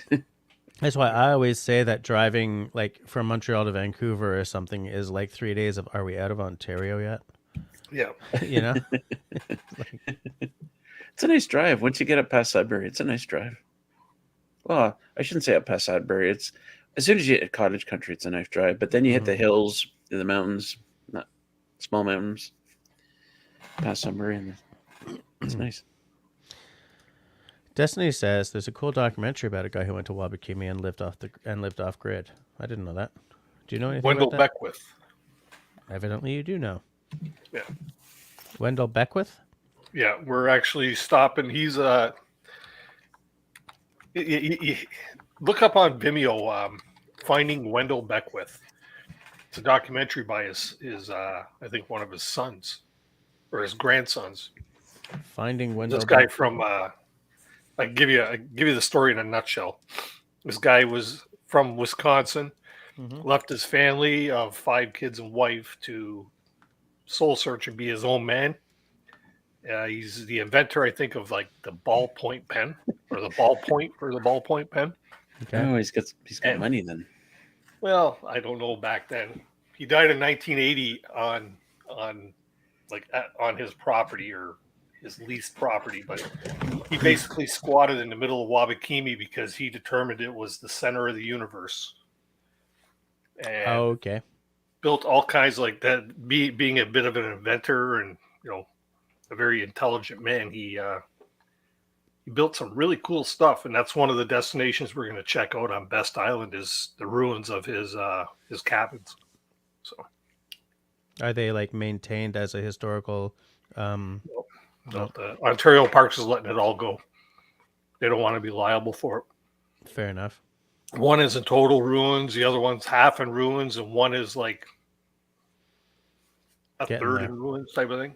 Yeah. Very interesting. You can still check out a couple of them. Interesting. Mm-hmm.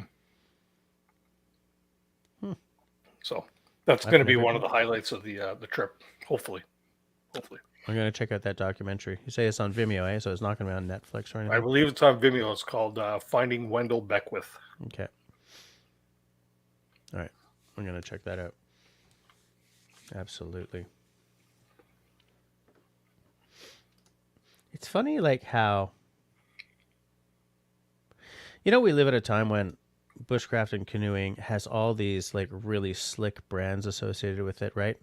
I'm thinking like some of our favorite canoe companies, right? There's Nova Craft, which are second to none. There's Swift, there's second to none. There's like H2O. I think doesn't Christina? She floats in H2O. Yep. And then, but if you look at like the paddling heroes, the Canadian paddling heroes, because I don't know any American paddling heroes, but like guys like what's his name? The red prospector. Bill Mason. Yeah, like Bill Mason and stuff like that. These guys did that. They became icons at a time like how many of the brands that were around when they were there just don't exist anymore? Like who built his red canoe again? There's a company out east and just doesn't exist anymore. Grumman? No, it wasn't a Grumman. It was I don't remember because I've been drinking, but like we live in a golden age for gear, but the people who've become I'm now questioning my own position here because I was going to say like the people who became these. Oh, good night, Pam. Night, Pam. I'm glad you enjoyed it. But like the people who became real icons of this niche worked at a time when it wasn't like a gear hound's paradise. So what does that say? I mean, and the reason I'm saying I'm not questioning myself is because like Ray Mears is a next generation icon, and he's at this time, and in fact he's probably the reason why Gransfors Brooks are non-affordable, right? But I sort of feel that like some of the heroes of bushcraft and some of the heroes of paddling became what they are before there was this much. There was a cornucopia of, and before like the term bushcraft kind of had a TM next to it, in some ways. I'm thinking even like Morris Kohansky, right? Yeah. Did that guy need like a high-end knife? No. He would have had no time for such a thing. He's like, just give me a knife. Just give me a good knife. And he made his own knife. And he made his own knife. Yeah. Right. Yeah. Yes. And in Because fact, he was a true bushcrafter, right? Yeah. Yeah. You know what? Those guys, they're the pioneers for what we got now. They're the ones that made it easy for us, right? yeah. And so I see in some ways the whole bushcraft product gamut, the whole bushcraft video, like, niche, the whole everything is based on these guys who were cutting their teeth on the skills that made them who they were before all this crap. Like we're all standing on their shoulders, but we're all also weighed down by these whole markets that didn't exist for them. So what does that say? I don't know if it says anything. I say this, I go through this whole thing way better when I haven't been, sipping on whiskey all night. But like, am I making any sense here? Mm-hmm. I just find it's very, very interesting. If I may break in here, it's interesting how Dennis, you're going to look at that cabin that was built. And it sounds like a Dick Prenicky thing, right? Mm-hmm. Where he built the cabin, and now it does have that same flair, right? Yeah. And it's a thing now to like a pilgrimage to something like that. And I wonder, like I look around my own cabin here, and I think everything is fairly new. I built it myself, but will there come a day where this is just a broken down shell and people will make a pilgrimage here to? Not many people. I don't know, a lot of followers, but Yeah, you know what what I are mean, these right? big white boxes on the wall? This guy was really crafty. He made those Well, out of metal I and just plastic wonder, with his own hands. like in 50 years, if none of my kids or none of my grandkids are interested in the property of the cabin. You know, if the cabin kind of falls apart, well, people come here and go, yeah, I saw this guy on YouTube. Yeah. You know, Yeah. Yeah, and it's hard to say, you know, because it's weird. like how many people realistically will see a Dick Prenicky video, you know, during funding drives on PBS versus how many people have seen a Joe Robinette video at this point? I mean, everyone's seen the Dick Prenicky because he's like the old school hero. But in terms of viewership, is YouTube going to be building the next generation of old school hero that way? Like, will some, you know, 100 years from now, people will be like, man, this is where Russell lived. Yeah. Right. Who the hell knows? I mean, and you don't want to spend your life wondering that, because then you're not going to live your life. You're gonna live what you expect to be a historical document, right? But who the hell knows? It's funny, even without all that, it's funny to think of, you know, this cabin one day will just be a teardown, probably. You know, Hey, you know what? Nature always takes it back, right? Yep, always. nature. You know, them and the nature or the Jawas, Jawas. Sorry, what the Jawas. hell are they? There were Jawas. There were Jawas. But Yeah, they don't okay. really care Usually much the for wood. Jawas. Jawas, yeah. You know what I'm saying? I know. One of the things I love about YouTube, Matt says, about YouTube content is introducing people to parts of the world that you wouldn't normally visit. I agree. Absolutely. And I think it's fantastic when people come and watch my videos and I'm like, oh, I'm from the Philippines, or I'm from Japan, or I'm from China, or Russia, or Germany. Like, holy crap, that's amazing. Mm-hmm. Yeah, you know what? They can live vicariously through us, right? Yeah. Just Well, like we watch other YouTubers and kind of live it's- vicariously through them, you know, like Absolutely. the guys that we enjoy it's watching. more than that, Dennis. It's more than that. Like, I get people from like places that don't have snow that watch my videos and go, "Oh my God, snow is amazing." Yeah. But then, you know, people from around the world, like somebody in Germany watching my videos, is like, "Oh, you're in Canada, so you know this." Not that I'm a typical Canadian doing a typical Canadian thing, but let me give you an example. Somebody living in the UK watches my videos and go, like, we don't Be have right back. land like that here. We don't have bears like that here. We don't have deer. We don't have, you know, it's amazing to see that you have 180 acres and you're surrounded by other lands that are also huge, and there's nobody there. And because you can't buy land like this in the UK, you can't buy unless, I mean, you can buy a farm. It's stupidly expensive, but you can't find land like I have right here. Mm-hmm. Well, my buddy Ingo there, he's of German descent, right? And he's got German friends who come down and they spend money left, right, and center, and they all want to go and they all want to see Algonquin Park and they all want to see the North Country because they don't have that in Germany, not to our extent. Yeah. They can't freely go and camp on state or government property there because they're not allowed to. They can't cut down, like, don't cut down a tree. You can't do that. That's not, you know what I mean? It's, so they come here because they're amazed, right? They'll come here. Ingo had a friend come down from Germany, and he come down for a full month. He wanted to experience it all. We took him on a canoe trip up in Algonquin. He did the bush plane up in Temagami there. He just wanted to do like an aerial. Money was no object, and he's not rich, but money was no object. But he had that opportunity to experience something that he couldn't experience at home, right? We're on a canoe trip, and I get whittling, and I made this stupid like little spirit stick, right? And I was just gonna leave it there at the campsite, and he asked me, he says, Can I have that? Like, can I take that home? I go, yeah, sure. What the hell, right? And supposedly he's got it on his fireplace mantle. Because that come from Canada, and it meant something to him. Right? That's sad because I think there are a lot of places like you can't even take branches off trees.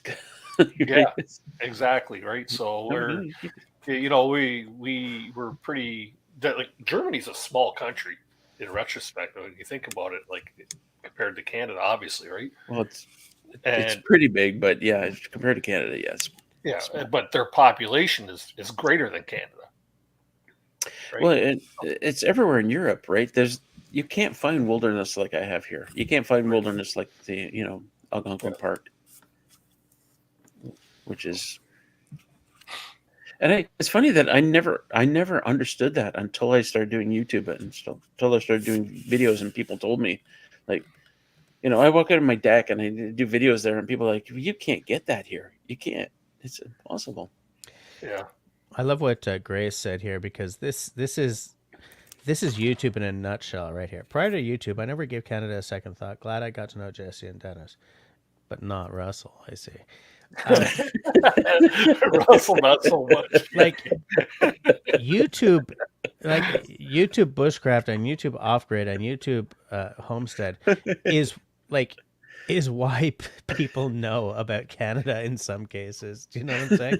Because like in the bushcraft space, we're not a second tier country, and it's just funny that it sort of like, how many people know that we even exist because of because Ray Mears visited Canada for like an entire TV series kind of thing. Oh yeah, she even says Russell, not so much. I love it. Oh, you just seen that now? Yeah. Well, I was off singing "Man About a Hearse." Nice to see Jim's here. Nice to see you. Hey, Jim. Hey, Raven, how you doing, man? Yeah, It's Jim. Are you driving, Jim? He's always driving. yeah. Matt says that there's more intangible benefits for your local communities than you might imagine too, publicity-wise, like the Wizard and repairing things. Oh yeah. Oh, it's hilarious. I've talked to him about this too. So the Wizard is a fabricator near me. He's done a bunch of work. He's done a bunch of my videos, and he tells me, he's like, people know me as the Wizard now. People come up to me and say, hey, "You're the Wizard. I saw you on YouTube." No kidding. That's funny. That's hilarious. And you know what's funny is, not that long ago, he took me aside.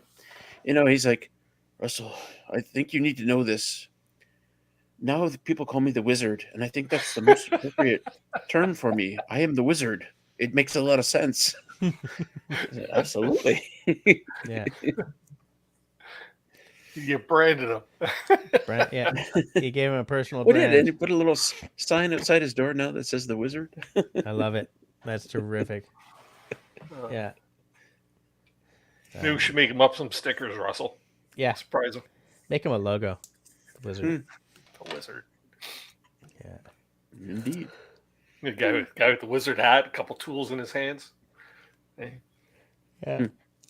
Standing in front of a Sprinter van. Sprinter. That's. But that's a real skill, that whole sort of, the ability to just make something, to just fabricate. What's all this junk? Okay, I know what this can be, and just make something. It's a real. Next week you see him in a Ferrari. Between the the Wizard was amazing at fabricating stuff. I worked for a guy a long time ago. He went to university. He got degrees in mechanical engineering and electrical engineering, and it was amazing the stuff he would do. And his business was selling these muscle physiology things. So he had all this. You bottling down? I bottled down. I didn't mean to, but I did it. Anyway, he had all this stuff in his back room for assembly, and he'd just go back there and like, "Oh, I need to make this thing for this wedding that's coming up," and so he starts soldering stuff together, and he's got little LEDs and. Damn, that's. But cool. I love that kind of stuff. I respect that because I'm not that kind of person. You know what I'm saying? Right? Yeah. Like, I'll build something out of. You saw that, right, Dennis? Yeah. Okay. I'll build you something out of wood, provided I ever get the time. But I don't fear wood the way I fear. No, I don't fear. Welding? I've never learned how to weld. Right? I never learned how to weld. I never learned how to do metal work in any way. I never learned how to be a machinist or anything. And so I feel like there's this entire universe that I know nothing about. Mm-hmm. And so I respect guys who just, well, guys, I say guys in a unisex way. I mean, I respect people who can just see a pile of scrap and say, I'm going to make a table, or I'm going to make I don't know what, a catapult, whatever. I'm going to make a Sprinter van because apparently they're always broken down in every country anyway. Well, I should tell you, like, Ray is one of those guys as well. Like Ray, like I picked up on that. Yeah. It bugs the hell out of me because the Canadian Space Agency contacted him to do this work, and so he's doing this work. And I said, Ray, when you're gonna go to do this, let me know. I will come there with my cameras. I want to film what you're gonna do because it's this big job with solar panels and batteries and charge controllers, and it's a big container, and it looks really cool. But like, I don't know. Besides the wizard, I don't know anybody besides Ray who can do something like that. Like, it's just really interesting stuff. So was this job in St. Hubert, or do they have like a little branch office in Ontario somewhere? It was a third-party company in Quebec that he's working with. Okay. I think the Canadian Space Agency put out a tender, right? Request for bids or request for proposals, whatever it is. RFP. Yeah. So this company in Quebec has responded to it, and they tagged Ray with doing a bunch of work. So there's panels on top of the structure, right? And the panels have to open up like this, and then up, and then kind of come together. And so he's got motors and actuators and crap. I told you I've been to their HQ, right? Canadian Space Agency? Yeah. Did they kick you out? No, they gave us a private tour. I know someone who works there. He's head of one of their I don't know, their deep space, blah blah blah. And we brought Camille to the to space camp or whatever it was one weekend, and he said, "Hey, you want to top that?" I said, "Yeah." So we drove over, and he gave us a tour of the premises. Very interesting stuff. Very interesting. Very, like, they're doing they do a lot of stuff. Like, we're Canadians, so we think that everything we do is second rate, but they're doing a lot of stuff. Little Fish in the Kitchen is hoping to film the peanut chicken episode next week. I haven't finished watching your omelet video. I will tomorrow. Okay, Jess, I'm gonna duck out. Thanks for having me up. All right. See you later, Dennis. Russell, catch you later. Everybody in the chat. Great seeing y'all. Good night, Thank you very Dennis. much. Nice having you Good to on see you, again. Dennis. Yeah. Speak to you later. We'll talk soon. Keep cool. Keep the adventures alive. Oh, That's so how he close. signs off of everything. I think it's a good one. It is. Yeah. There, I sent you some pictures of what I was working on. Nice. You mean on the Discord? The chords of dis. The chords of dis? Yeah. Oh, that is interesting. Yeah. I'm so tired. Oh, it's 11:03. All right, let's go to 11:15. But then I'm definitely shutting her down because I gotta be on tomorrow. I gotta be fabulous at work. And something's really making my sinuses go crazy at this desk. The chords of dis. Yes. Marcel agrees with us. It's the chords of dis. Excuse me.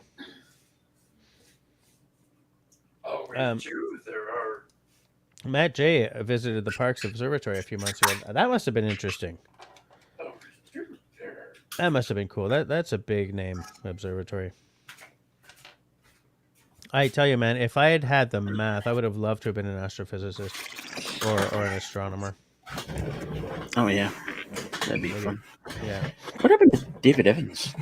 David Evans. I'm looking. I don't know. Maybe he fell asleep. David on us. Evans. David Evans. I'm scrolling back. David Evans. But, David Evans. okay, he was last chitting and chatting at 11, so 4 minutes ago. We're good. Oh, only 4 minutes ago. Jim says, I've always been amazed at the guys I used to work at a metal shop that their welding abilities, and I wish I still worked them so I could build me a rack for the back of my truck. Fair enough. Yeah. Welding's a skill that I do not have. Yeah. So, David, we're gonna need a pitcher shotgunning a beer in the bathtub while lighting a fart on fire, because I think that would be epic. Can you make that happen? Try to click that on. Matt's asking if I ever did a road trip across to Halifax. No, we did a road trip to with my band. We did a very minor Eastern tour. One place in PEI and two places I think in New Brunswick. That's all we've. It's funny because we were like, man, we should take the ferry, but we didn't do it. We didn't have time. So never been to Halifax, never been to Newfoundland. I'd like to go at some point, though. I mean, my band should probably play there. I would love to make the road trip. I've flown to Newfoundland, like the far side of Newfoundland, like the on the ocean side. Mm-hmm. So I guess St. John's is what I'm saying, and beautiful city. And I went on this whale watching cruise, and we saw whales. It was Nice, awesome. Very colorful houses. Yeah. Yeah. My wife was telling me about people she worked with. They did a whatever, is it a seminar? Like when everyone sort of goes to one city for like a bunch of talks. Conference. Conference. And so they were in St. John's, and and they were like, "Where the hell is, I don't know, Jean? Where's Jean?" And so they called Jean. He's like, "I'm at the hotel. I don't see anyone. I'm at the Marriott." And they're like, "Oh yeah, we're at the Marriott." And he's like, "Yeah, so I'm here." And they say, "So what?" And he said, "Yeah, I'm in St. John." And they're, "Wait, you're in St. John? Not St. John's?" He's like, "Chris." So he missed the entire conference. It's just like, That's fair though. That's pretty confusing. yeah, that's a geographical oopsie just waiting to happen. So, yeah. Wonder how many people have done that. You know, people in the lobby at the Marriott are like, "Oh fuck, not again." Wow, that's an expensive mistake. All right, let's fix it. I'm sure that there's We'll comp you a beer at the bar. Yeah. Your next beer is on us, okay? Country boy, yes, you're still here. Did something get flagged? I didn't notice anything. I didn't notice anything either. Let's check the. He said, "Night Dennis." Oh, interesting. That comment does not show up on the YouTube. It just shows up in the StreamYard. Which comment? The Night Dennis? Have you?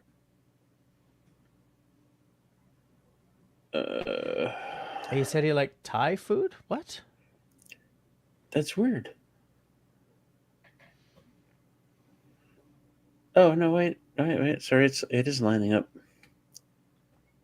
Apparently, I can't read. Ah, man, Country Boy is not being treated well by the Anyway, Scott, you're good. or something. Scott, you're good. Don't worry. We see your things. We see your thing. We're not impressed.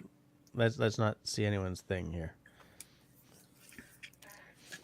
11:09, people. If anyone wants to say anything hilarious or fabulous, it's got to be within the next 6 minutes.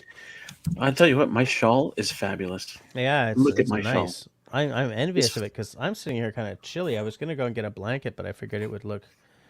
It's poor fleece, if I- so it's extra comfy. Yeah. And it smells like stale. Boy, shit smells like dogs. Russell is between satellites, I think. I'm scrolling back to see what Scott said. Thanks, Christian. Hoping to film the peanut. No, that's not him.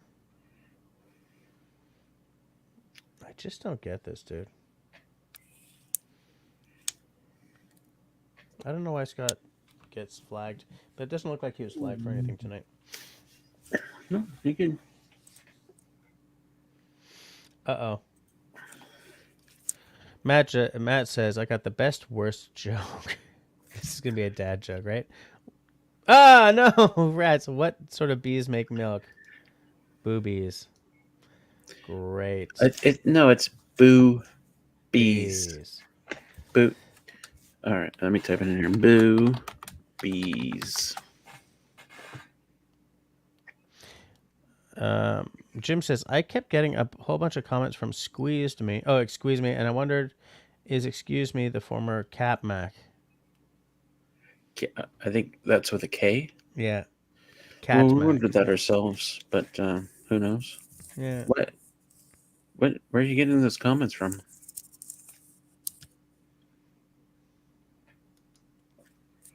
Crumbs, do you think Excuse Me was Cat Mac? Don't know. I doubt it, but don't know. Cat Mac was bad news, though. I mean, I don't really want to talk about her behind her back in front of everyone like this, but she was bad news. I don't want to talk about her or just give her like any press. I don't care about talking about her behind her back. She was a fucking okay, disaster. hold on. Country Boy said, the comment I made was shaded out with a red line beside my name. Never seen it before. Which comment was this? About Thai Scott, food? can you take a screen grab of that and post it? Oh, you don't come to Discord anymore, but can you share it somehow?